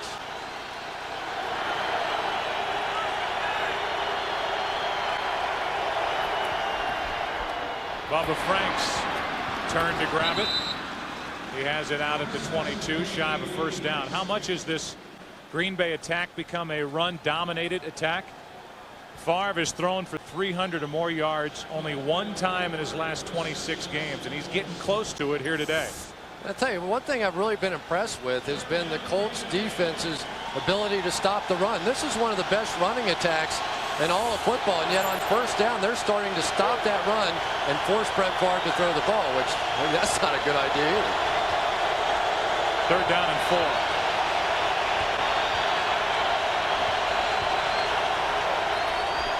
Over the middle, pass complete. First down to Chapman. Up over 270 yards through the air for Brett Favre today. You know, a lot of times you talk about running backs and how well they run the ball. Watch Ahman Green, him helping out Chad Clifton on the outside, and if he's not there to help, there's a good chance Dwight Freeney's able to get around the corner, because Chad Clifton, certainly knowing that he had the back's help, doing a nice job. Terry Bradshaw on 10 yards with TB asked Ahman Green, great run, great block. Which do you prefer? And he said great block. He gets a good run here. Don't trust me on that. Let's hear it from the man himself. A good block or a good run? Good block. Yeah. I like to lay people out. He at least helped on Freeney and helped the Packers get a first down. Now it's 2nd down and 2. Well, we've seen one of each on the last 2 plays.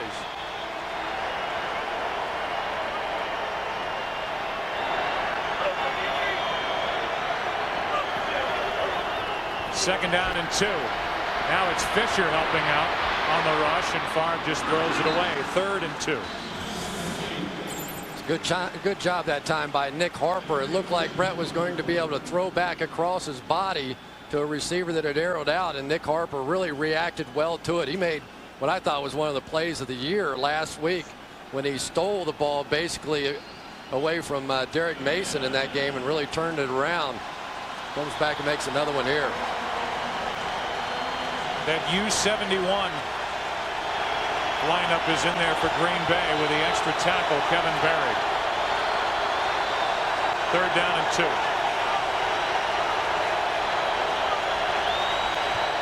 Fake toss, pass caught by Walker. What a day. Career highs in yardage, catches, and touchdowns. And he adds another catch and another 13 yards. Well, he has really stepped up, and now he is laid out. Well, this is going to be a huge loss if he's not able to continue to play. Having a huge game. A great catch there to pick up a key 3rd down. And Strickland was the last guy to hit him, and he is still down flat on his back. But he just got a first down for Green Bay. They're right at midfield, down by 11. Mike, can I talk to you for a second? Did you know you went over your soccer minutes this month? That's going to cost you $194.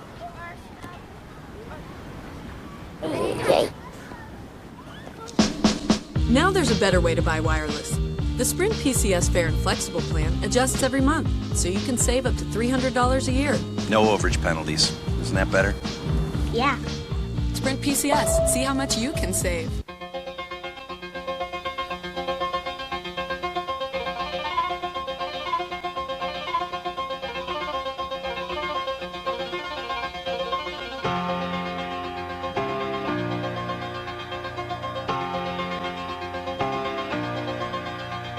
HP services and technology help the world's great companies face, manage, and love change.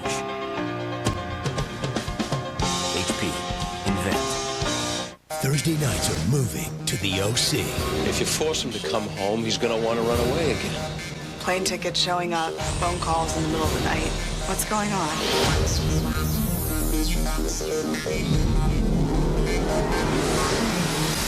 Television's biggest phenomenon returns on a brand new night. You really want to know what's bothering me? Yes. The new season of the OC begins Thursday, November 4th on Fox. You are watching Fox Sports, broadcasting in 720p and Dolby 5.1, the world's finest high-definition standard. And we're glad you're watching. And Packer fans are a little happier now as they watch. They are down 11, but Green Bay moving the ball. On first down, they hand to Green, trying to pick his way for yards, and he does. Nice run down inside the 45, a gain of 6, and Javon Walker, who had to sit out of play, will come right back in. You know, I really like what the Green Bay Packers have done at halftime of this game. They came out defensively, switched to the dime defense, got the initial stop. Offensively, they've come out to the spread out offense, and that's really working. Let's give Mike Sherman some credit here as he's got this thing turned around. Bashir has to leave limping all the way. This one for Ferguson, and he's not close, and they're going to call a flag. Yeah, you have to. That was about 10 yards down the field, and Strickland was still working on Robert Ferguson.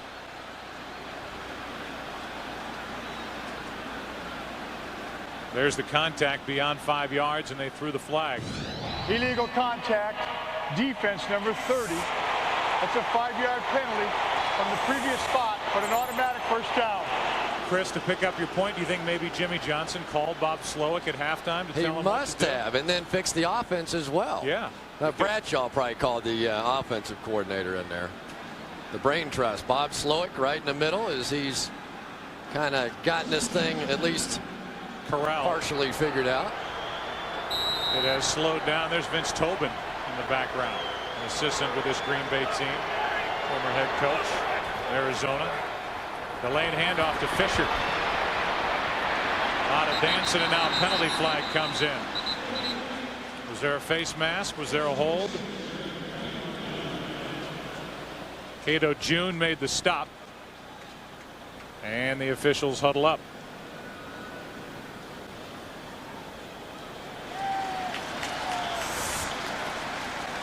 Holding, offense number 76. 10-yard penalty, repeat first down. That's Clifton, who has his work cut out for him all day with Freeney. Well, he really does, and we've talked a lot about it. I mean, he's got a tough job over there, and Freeney starts him outside, and the last thing you can do is allow a guy underneath to beat you inside, and that's why the hold was called. And I think when you go back and you look at what Green Bay's been able to do, because they've been able to cut the deficit to 11, it's allowed them to remain a little more balanced in their attack than what they were able to do in the first half. 4 wide receivers for the Packers. Fake the handoff. Favre fires too high for Chapman. I know Brett Favre throws a pretty good fastball, but Antonio Chapman really needs to come up with this play. You've got to find ways to make this catch, and this baby is humming. There's no question. Probably a little too high. Let's give him the benefit of the doubt. My bad, Antonio. Check your alignment. I'll never forget the first Pro Bowl I was at with Brett Favre back in 1992. Sterling Sharp was running a crossing route. He threw that thing about 80 miles an hour from 6 yards away. And he says, oh, he does it all the time. 2nd down and 20. To the sideline, another fastball, and this time Driver hangs on. It's going to bring up 3rd down and long, a gain of only 6. 3rd and long, and what Green Bay's done a good job throughout this game of is they've been able to keep it in manageable 3rd downs, and by doing so, they've converted 67% on 3rd down, which obviously is what allows drives to stay alive, and that's why they've been able to come away with some points. This is a big 3rd down here. Need at least 8 or 9 to even have a shot at a field goal here. Brian Longwell's long is 54. He's already missed today from 52. Favre slings it, and it's dropped. Harper had it in his hands, And all he can do is wonder what might have been. He might have run all the way into the end zone. Well, there's a reason why defensive backs play defensive back. I mean, otherwise it'd be wide receivers. I mean, how many times do you see when a guy's got an opportunity to make a play? And I don't know, Harper here just kind of panics a little bit. He jumps when he really didn't have to. Might have even came off his face mask, but had a chance to get the ball and get good field position for his offense. One thing Tony Dungy told his team, with all of the games at Dungy, his Pyatt calls for a fair catch and takes it. All the experience Dungy has against Favre, he said he'll try to stick it in places where he shouldn't. Colts nearly come up with a pick.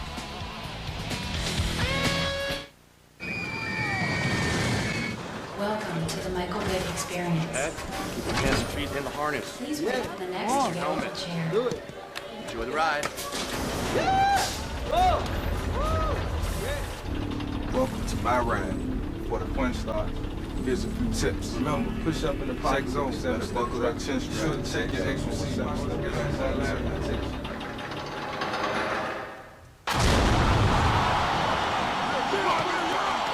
and Brooks showing blitz. Takes the snap. Slides around the pocket. Pressure's gone. He's going to keep it. Streak to the outside. Safety. Takes playing across the middle. Gets away from trouble. The block races into open field. He's run 3 plays. Green Bay 21 with 4:06 remaining in this third quarter. P-Money is back to work. That's what Edgerrin James calls Peyton. He has a lot of money. James on the carry and Hunt on the tackle, a gain of 8. And that's exactly what I expected to see. Again, the Packers come out in that dime defense, 6 defensive backs, and when you get that many little guys on the field, you want to turn around and hand it to Edgerrin James. I was really surprised he threw it last time on 3rd and 2 against the dime. 2nd down and 2. Game of adjustments. They hand to James, and he's brought down immediately. Arcal Truluck with a stop. Gain of only 1. Excuse me, Joe. Sometimes the best defense is a good offense, and you look at what Green Bay's been able to do here in the second half as far as keeping the ball. They've had 2 good possessions, one for a touchdown, the other one they had to punt, but they kept the ball away from Indianapolis. You talk about keeping Peyton Manning on the sidelines. Now they're faced with a 3rd and 1. And for as good as they played there in the first half, Green Bay's been able to control the clock and run off much more plays than what Indianapolis has been able to.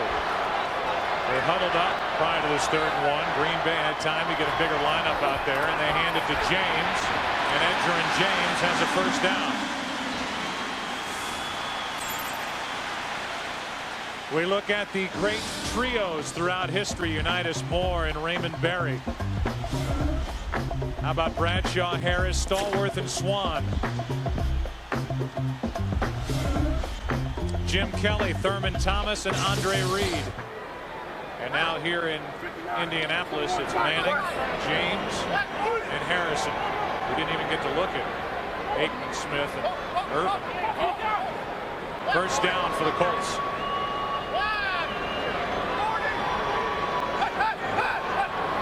The no-huddle offense does. Manning fires, and it's Reggie Wayne. Forced out of bounds by Horton. Big pickup of 23. Green Bay actually does a pretty good job of getting some pressure up front. They move the pocket, but Peyton Manning, take a look. He does a good job of stepping up and finding a lane right there. The pocket is formed. He finds Reggie Wayne on a deep crossing route against the man coverage. That's the route that you want on. Great completion.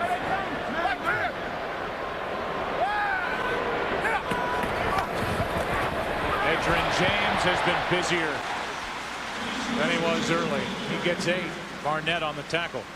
You know, it's just a weak feeling, though, when you're a defensive back. When they run those crossing routes all the way across the field in man coverage, and you see it's just a foot race. There's really nothing to the route. It's who can run the fastest, and all day long we've seen the situation. It has been the Colts receivers simply being able to outrun the Green Bay Packer defenders almost every time. Showing blitz again. Run inside now.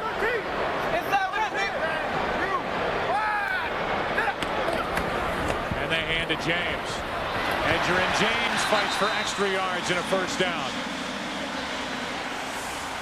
And I think you've got to be impressed with what Edgerrin James has done here on this series. The runs that he has had, he's had contact in the hole, and yet he's been able to move the pile and make people miss just enough to be able to keep the chains moving. But that's really the difference in my mind between good backs and great backs. You know, there are a lot of fast guys that can run around the corner and make big plays, but great backs can block and they can pick up short yardage and goal line and just make those other big plays as well.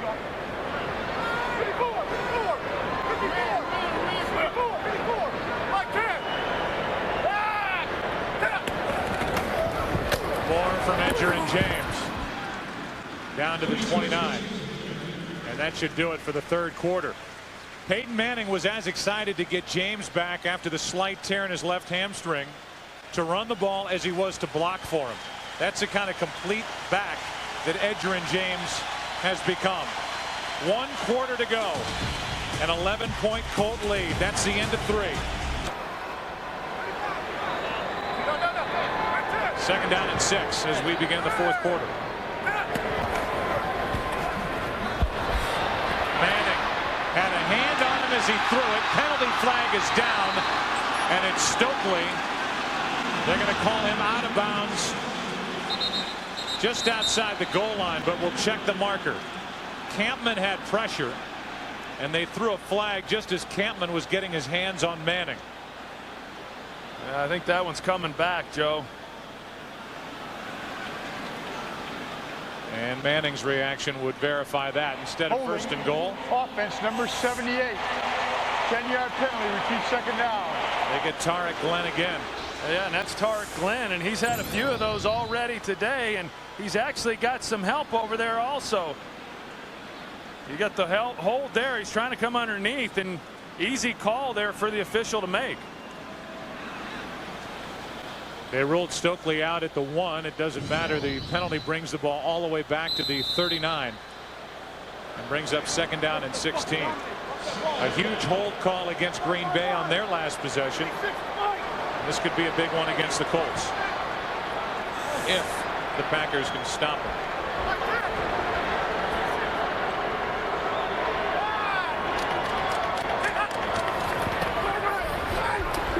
Manning fires. Incomplete, and it was Horton running stride for stride with Wayne. I think Jason Horton should have a little party. He finally had one that didn't end up in the end zone, but he is a young guy in just his second year, and the reason that he's getting playing time over Joey Thomas, who many thought would be, is the number 3 draft pick. They said he's calm, that nothing seems to rattle him, and if today's action doesn't rattle him, I would tend to agree with that. Denver leading San Diego. Now baseball scores. It's 3rd and 16 for the Colts, up 11.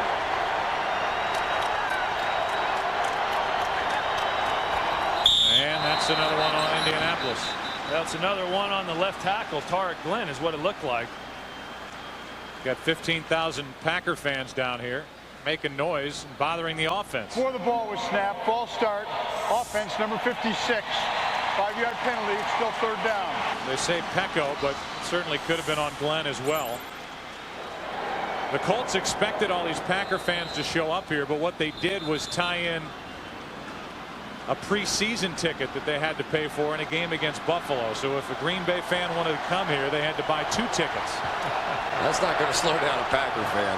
3rd down and 21. Glenn almost got into his stance early again. This is James. Edgerrin James. Bauju brings him down. Shy of first down yardage, but they are within field goal range for Vanderjagt. To happen now, that's the unthinkable. That makes Doug Flutie the number 3 quarterback, but I would suspect sooner than later Philip Rivers is going to become San Diego's number 2 quarterback on his way to number 1. Flag down as Griffin able to pick up positive attempt. But that stop now, even if they make this field goal, still keeps it a 2-touchdown game. So at least a bit of a win here for the Packers defense. This man holds a record for the most consecutive field goals made at 42. Snapped earlier this year in the loss to New England. This one is perfect. 177th career field goal. That's a new Colt record. Everybody's attempting to fit in. Play beer. Miller, good call. Wouldn't it be great if you could pay off all those high-interest credit cards and get extra cash for you? Call AmeriQuest now. We help homeowners do just that by refinancing their mortgage. You'll get your own personal loan specialist who knows you're more than your credit score. Call 1-800-AmeriQuest now or go to AmeriQuest.com. AmeriQuest, the company that knows you are more. There's an easier way to get the gear the pros wear. Call 877-NFL-SHOP for your free team catalog. Fox NFL Sunday is brought to you by HP. Welcome to HP Digital Photography. Click, print, invent. The three coaches on offense for the Colts. One's a player coach, that's Manning. And then over 60 years of experience between Howard Mudd and Tom Moore. And they have the guy that they trust to run this offense. And so far, the Colts have put up 38 points. Edgerrin James has been more involved in the second half, and Vanderjagt kicks it away. That's Ferguson from inside the 10. Robert Ferguson. Ferguson down the sideline, tripped up by the kicker Vanderjagt, and they're going to mark Ferguson down right at the 22-yard line. And it was the kicker that saved the touchdown. Great play by Vanderjagt just to get a fingernail on him. But Robert Ferguson was injured, hurt his hamstring. They didn't think he'd be able to return kicks. They start back to the left and then cross all the way back across the field. And this one might just break it all the way. Sometimes when you're the last defender, you dive and just try and kick one foot into the other. It's exactly what Vanderjagt did to save the touchdown. Kick one foot into the other foot, and the guy falls down. 71-yard return to set up the Packers at the Indianapolis 22. Favre to the end zone. It's tipped and incomplete. And it was Nelson, the linebacker, that got up, got a hand on it, and saved a touchdown. Chapman was the intended receiver, and he was open behind Jim Nelson. Well, they call it a game of inches, and now you understand why. Vanderjagt makes a fingernail tackle, and Jim Nelson, watch him get up for a linebacker. That's going to be a touchdown. And the Packers really catch a break. That one wasn't intercepted. Tremendous play that time by Jim Nelson, the nickel linebacker. Second down and 10.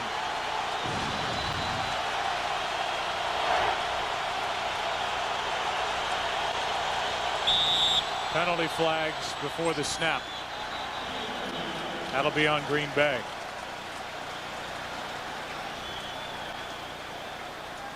Before the ball was snapped, false start. Offense number 62. 5-yard penalty, still second down. They get Marco Rivera as the Packers try to turn a 71-yard kickoff return by Ferguson into points. Well, both of these offenses have had problems. Once they've gotten in a position to try to get points and stay ahead of the chains, both of them, both Indianapolis and Green Bay, have had penalties that have gotten them into long down situations. That's what's happened in this second half.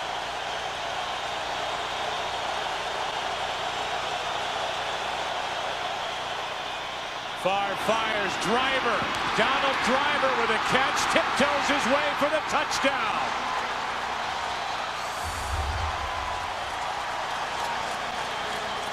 A 300-yard day for Brett Favre. Troy, there's only a handful of guys can make that throw. I mean, to drop that thing in there on a shot with the safety coming over the top, this is just all arm strength right here. It didn't fool anybody. I mean, they sitting there looking at the play. Corey Bird saw it coming. He just couldn't get there. He couldn't get there in time because Brett Favre turned it loose before Driver even got into the top of his route. Great anticipation by Brett Favre, and hey, why not? Why not? What a game. 17 times Brett Favre has thrown 4 touchdowns in a game. This time to Donald Driver. A great athletic move by Driver to stay in. Looked like he slipped kicking that ball away, and it's Mungro taking it from the 20 and getting it out to the 34. It is definitely a day for the Shining Stars on display here in Indianapolis.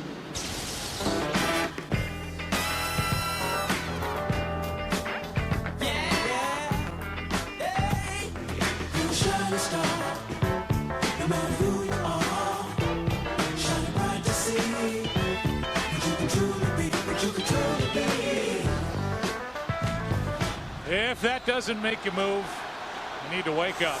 Earth, wind, and fire. We had a lot of fire, not a lot of earth and wind in this dome, though. 38-31, a 7-point game. Packers seemed like they were almost dunked in the first half, and they have gotten up and made it a game. KGB got an unbelievable jump coming across the line of scrimmage, and Manning can't believe there's no flag. I can't believe if he didn't get offsides. You can tell right there he's clearly was offsides, and yet nothing was called. They didn't throw a flag, but Ed Hockley is still in a conference to see if there's a penalty. Well, it was made worse looking by the fact that Dallas Clark didn't get out of his stance until a little bit late, but clearly KGB came early. Did you see KGB's face? I mean, he was shocked that they didn't even throw the flag. Did you give him a little who me? Come on. Oh. There was no foul on the play. Please reset the clock to 12:51. Watch the hands of Peyton Manning. The defensive player was not in the neutral zone at the snap. He slapped Saturday. 12:51 on the clock. KGB came across, and somehow they missed it. That was one of the things that the Packers had picked up on, that they felt like that Peyton Manning, just before he truly was going to snap the ball and not do more audibling, he would slap the side of the center, and it was one of the keys, and maybe KGB that time saw it and jumped early. Second down and 10. It's James with a big hole opening up in front of him. He got 8. Let's go back to the touchdown and the completion to Driver. Corey Burge right here. He's going to see this all the way. There's no question about it. He knows exactly where Brett's going to go with the ball, but the arm strength of Brett Favre, he gets it in there anyway. It's just remarkable. You don't see that play pulled off when that safety has that kind of an eye on it. Well, it goes back to good pass beats good coverage every time. Third down and 2.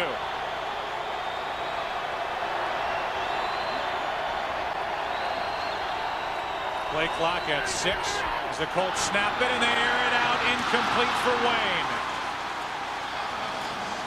And that was another touchdown. If Peyton is able to put a little air under this, he throws a little bit of a flat ball, and he knows that he missed it. Again, Reggie Wayne running right by Jason Horton. And that's 6 points. There was nobody over the top to help him. And there's no question about who they're going after. That time it was 4 across. Everybody was in man coverage, including Marvin Harrison. And yet, even with Reggie Wayne over there, they were still going after Jason Horton. Fisher got there late trying to block it. Chapman takes it in from the 10. Antonio Chapman out to the 15, and that's it. Gardner on the stop. Guess who's back? Brett Favre has the ball again. The Packers down by 7. On that last return was fortunate to just hold on to the ball. And the Packers have it at their own 15. Quick throw and a completion. Javon Walker. You can either trust me that he dislocated his finger, or you can watch this, and I would ask you, if you're squeamish at all, don't watch.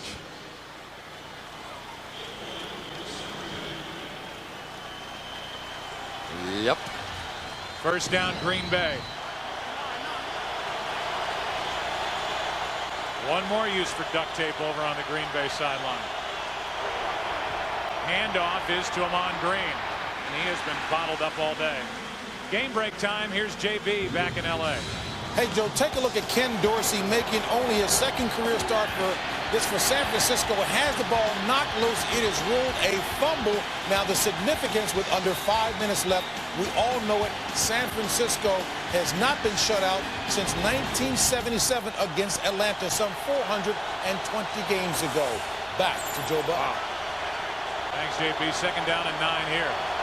Empty backfield. Favre fires behind Ferguson. We showed you Dries Bashir leaving earlier with a groin injury. He has not come back. And so you're seeing a lot of Anthony Floyd, Corey Bird, and this young secondary, which came in thin, is even thinner. Well, a lot of young players are growing up today and getting some experience. And what we've seen is when these teams have not moved the ball, it's been more ado of poor throws or drops than it has been coverage. 3rd and 9. Huge play in the ball game right now.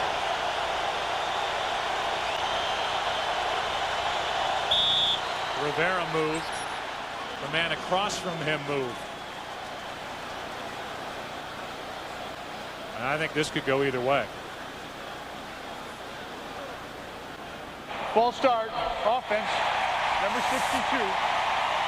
The defensive player did not get in the neutral zone. 5-yard penalty, it's still 3rd down. Rivera claiming it was the guy on defense directly across from him that caused him to start too soon.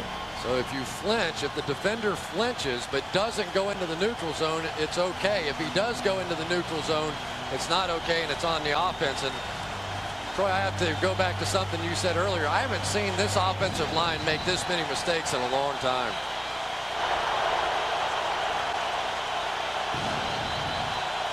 That was Josh Williams. He didn't go into the neutral zone. He came awfully close. 3rd down and 14 off his back foot. Chapman runs into the defender, and there is no flag, and the Packers sideline is going crazy. Corey Bird had Chapman run right into his back. The ball was well overthrown, and there was no flag. It was overthrown, but the official on the sideline that would have had the call actually tripped and fell down and never ever saw it. Watch the top of your screen, and let's see if we can see the official is going to fall down. And now we're into micro vision. Right up here, he trips and falls down and never saw the play. Hyatt on the return. Makes a good move and gets it across the 35. So the Colts hold on defense. They get it back up 7.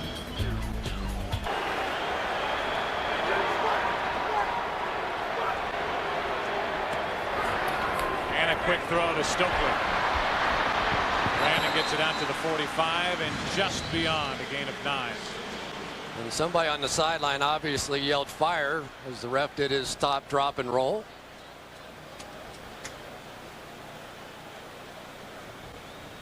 Yeah, there was a back judge, however, Scott Helverson back here, that did have a good look at it, and he was the one who actually signaled that it was an uncatchable ball. So it wasn't like there wasn't anybody that was watching the play.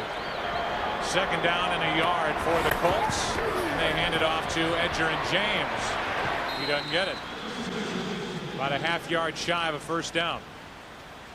Just a huge stop, though, on that last one by the Colts defense. There they were in a situation where they were defending against Green Bay coming down and tying up the score.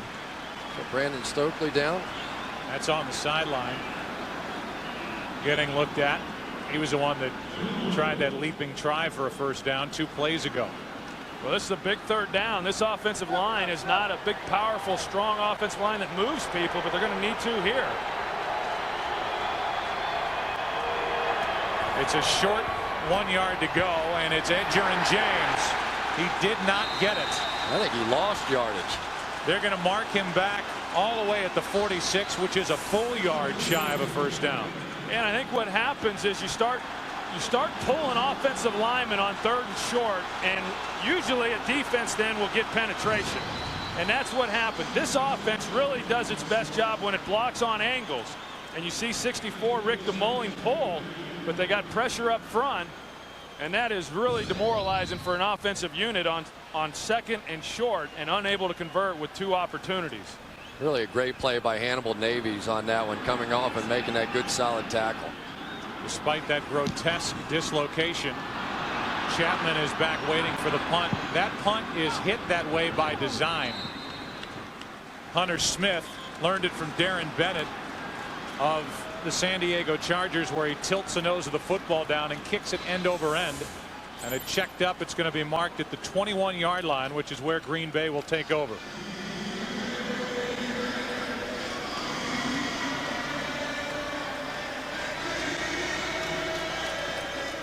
So the Packers get it right back. They get a 3-and-out from their defense. And they can now go over sit, talk, or watch this offense.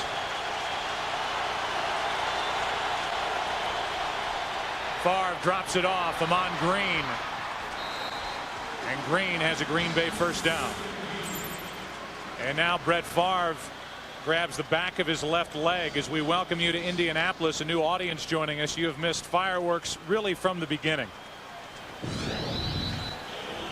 Well, we've already seen Brett Favre. He's playing with what appears to be a sore left shoulder. Now he's grabbing his leg, grabbing his hamstring. That may be a factor as we go down the stretch because they have been moving the pocket with him a little bit. Indianapolis up by 7. Gingerly, Brett Favre drops back to throw as he has made his 192nd consecutive start here today during the regular season, and he can't move around at all. No, and this Dwight Freeney here is what you're going to see, the knee right to the back of the leg. But really, that's good news, the fact that it's a bruise and not a pulled hamstring. We saw Mark Brunell last week having to come out of the game with a pulled hamstring, a bruise you can live with. Well, unless he's unable to move outside the pocket, a lot of their plays have come with him outside the tackles on the move. On 2nd down and 8, nice catch, one-arm grab by Driver for a first down. As a means of trying to catch you up to date as to where we are right now, this has been an unbelievable offensive assault on each side. Each team scored the first 2 times they had it. Stokely, Wayne, Mungro getting in on the action. Javon Walker a 3-touchdown day. Donald Driver with a Cirque du Soleil touchdown at the far end to make it a 7-point game. These two teams 1-1 coming into this afternoon's game. First down Packers. Passes on a laser line and it's ripped out. They're calling it a completion fumble. Javon Walker couldn't hang on and the Colts take over. David knocked it away and Nick Harper came up with a ball.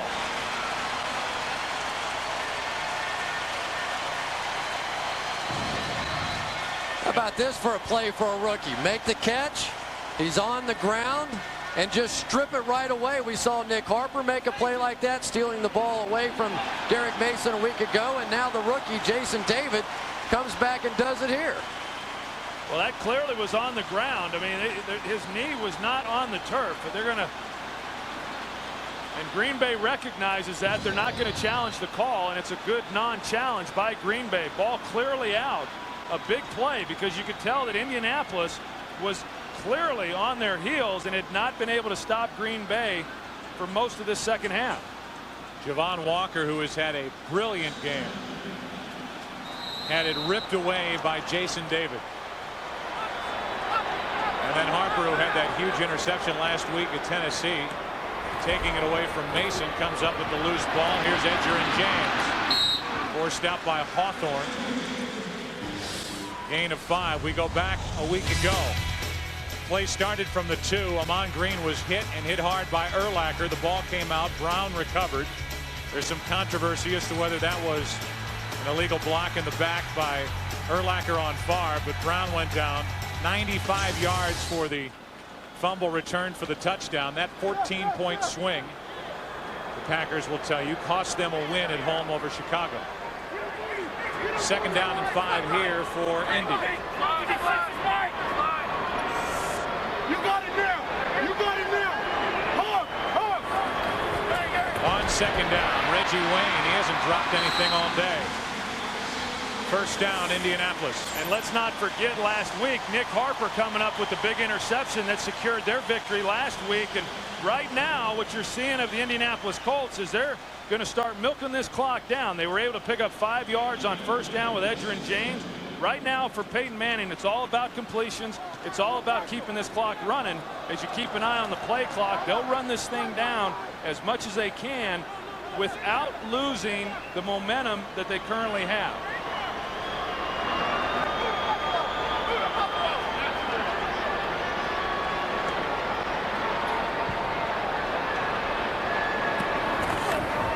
First down they give to James, and he is met in the backfield. Cledius Hunt was in there, as was Baja Biamila. And it just has to suck all the life right out of this Green Bay Packers defense. They do their job. They make this big stop on 3rd and 1, get the ball back. You complete a pass up to your hottest receiver, Javon Walker, and he just has it stripped right away. And now all of a sudden you're back out on the field trying to stop Peyton again.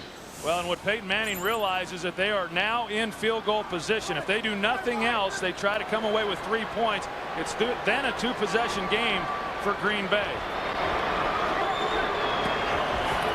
2nd down and 13. They play action and throw. Wayne again. What a day for Reggie Wayne, and he is fast becoming a weapon for Peyton Manning along the lines of the good 1A receivers. Reggie Wayne is making his name this year in the NFL. And Troy, we talked about the arm strength of Brett Favre, but how about some of these throws that Peyton Manning's making? Play action away, so he's all the way on this side of the field and basically throwing a deep out on the other side, has the arm strength to get it in there underneath the coverage. I got to tell you, my hat's off to Tom Moore. I mean, they're in a position to kick a field goal and go up by 10, and yet he still has the confidence and the belief in Peyton Manning, as he should, to continue to let this guy throw the football. You also have to like the way Reggie Wayne came back to get that ball with the defender. I believe it was Hawthorne right there. Wayne went and got it, made the catch. 1st and goal for the Colts.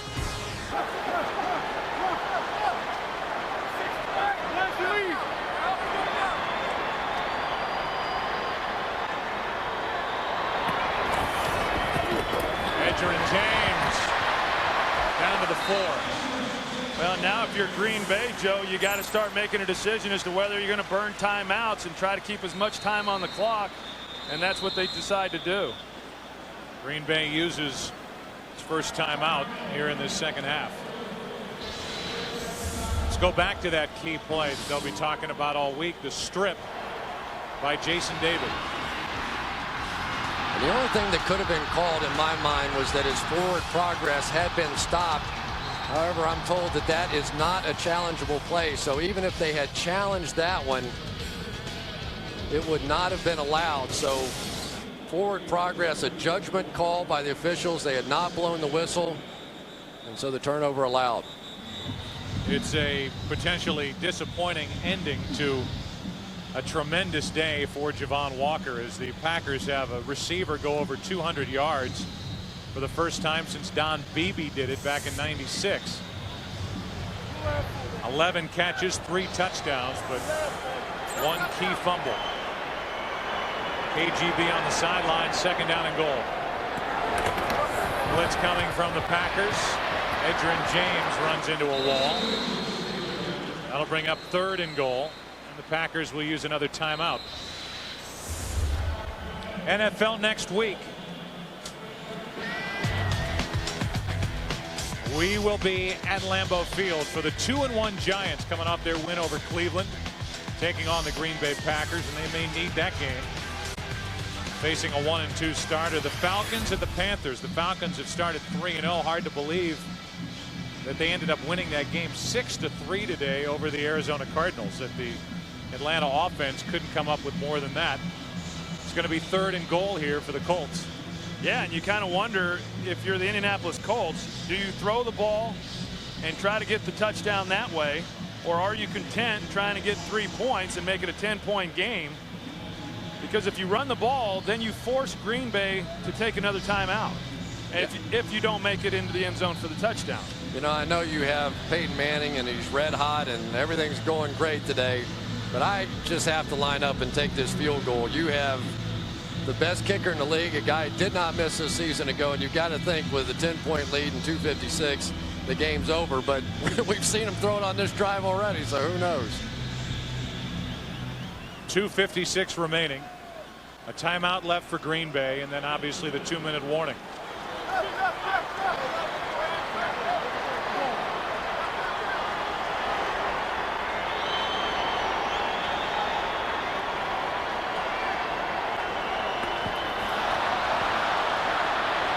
Penalty flag comes in. The pass is incomplete. The flag came in late, and now another one comes in the secondary in the area of Marvin Harrison. Well, I think the first one, Peyton Manning used the hard count brilliantly, and it looked as if they were able to draw the Packers off sides. Then there may have been contact in the end zone on the pass. If there is, and it's pass interference in the end zone. There were 2 fouls by the defense on the play.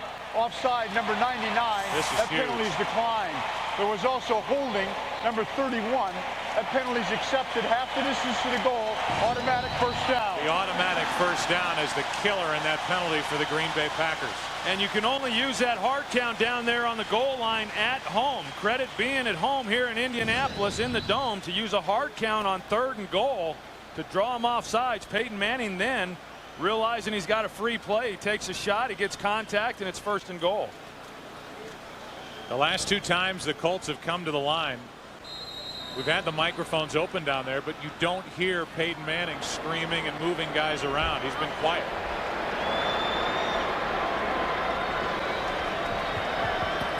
Almost a silent count as Edgerrin James tries to fight his way in, and they're going to mark him down short of the goal line. You know, this is one of those strange situations defensively that every time you make a stop, you're almost working against yourself. You're having to take time out. You're having to take time off the clock. In all likelihood, you're going to end up having to have 2 scores anyway, a touchdown and an onside kick and get it again. And you obviously need a little time to try and do that. So now 2:40 remaining. And Mike Sherman called the officials over.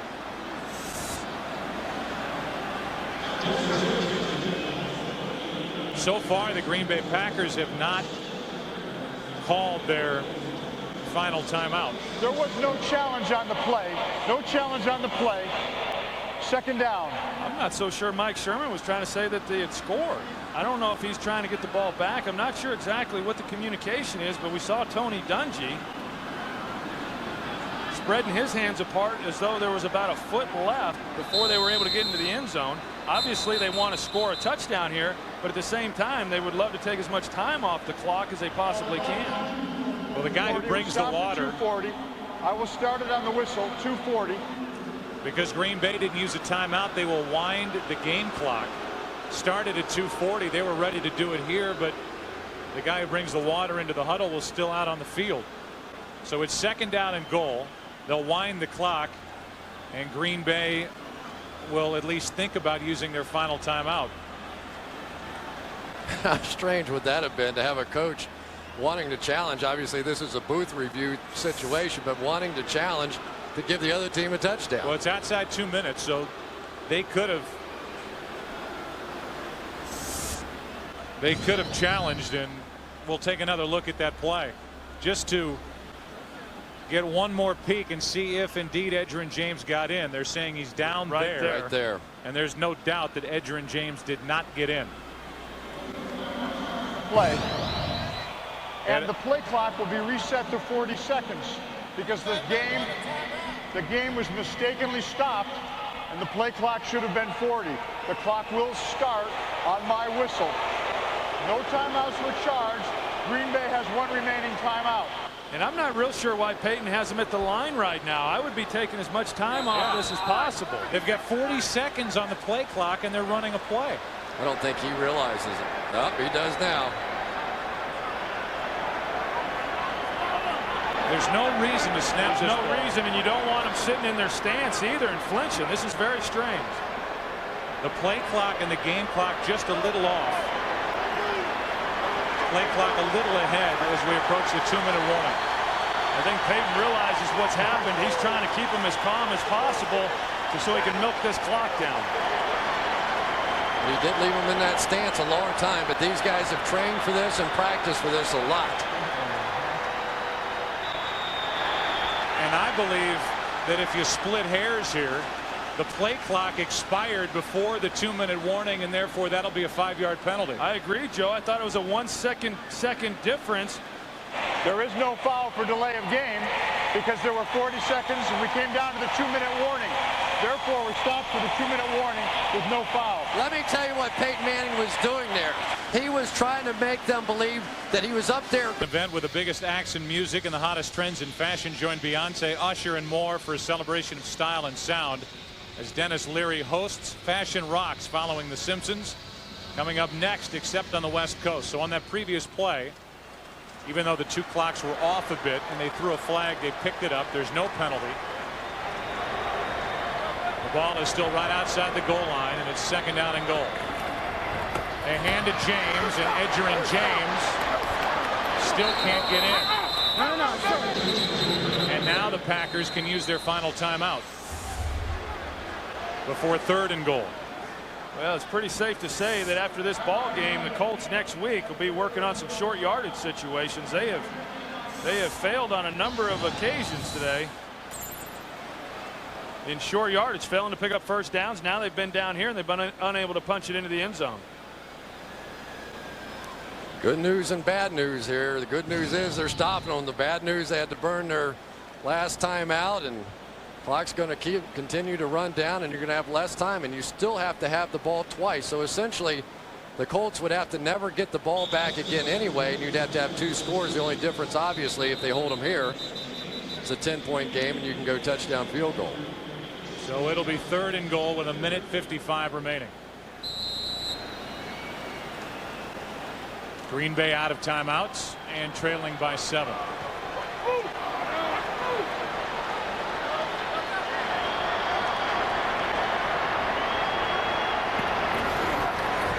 They hand to James. Edgerrin James is in for the score.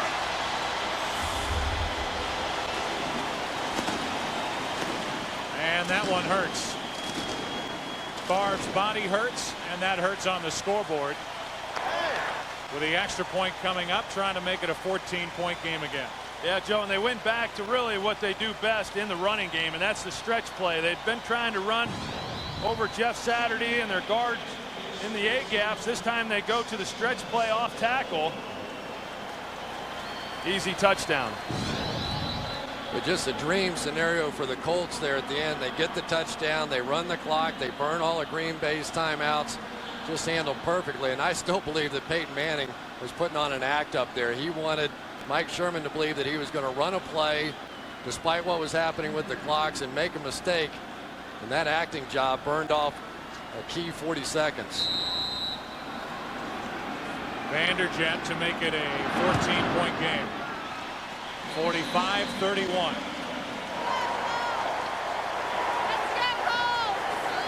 And the Indianapolis Colts are staring at a 2-1 start, while the Packers 1-2 unless they pull off the miraculous. We came on the air talking about the quarterbacks and about this matchup between the Colts and the Packers, and we have not been disappointed in any way. And I'm sure you haven't either, watching this game and the matchup between Favre and Manning. Their numbers are fantastic. Well, and you just don't know how many opportunities you get to see these two guys play against each other. In all likelihood, this will be the last time that they go head-to-head, unless they both happen to end up playing against each other in a Super Bowl. But what a great game between these two guys, and what a great performance by each of them. I'll tell you, I think there's a big story going on in Seattle right now as well. That team going out on the road and winning their first 2 games. They won only 2 games all last year on the road, and turn around and just blow out San Francisco today. That's a talented bunch there as well. First shutout of the 49ers since '77 in a game against Atlanta. They lose 34-0 to Seattle, and many people pick Seattle to win that NFC West, and so far they're only challenged the Rams, who blew a late lead today, and the Seahawks have started 3-0. It looks like Doug Peterson's going to come in the game for Brett Favre, who I guess they're feeling like at this point, why risk further injury with that thigh? A squib kick by Vanderjagt. And it's Henderson on the return, his second of the day. Can't get to the 40. And it will be Peterson coming out with this last gasp for the Green Bay offense. We go back to that play that injured the back of the left leg by Favre, the right knee of Freeney jamming into his hamstring.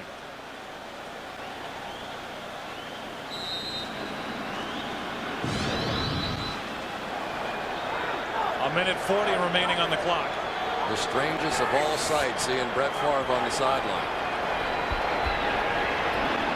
Dumped off to Fisher. Tony Fisher is a yard shy of a first down, a gain of 9. A coach's decision, left hamstring tightness on the part of Favre. Well, and Doug Peterson, who only had 2 pass attempts last year, now he gets a chance to get some playing time, and you never know. A first down for Green Bay. Bubba Franks with a first down at the 45, a gain of 8. You just never know. I mean, Brett Favre he's been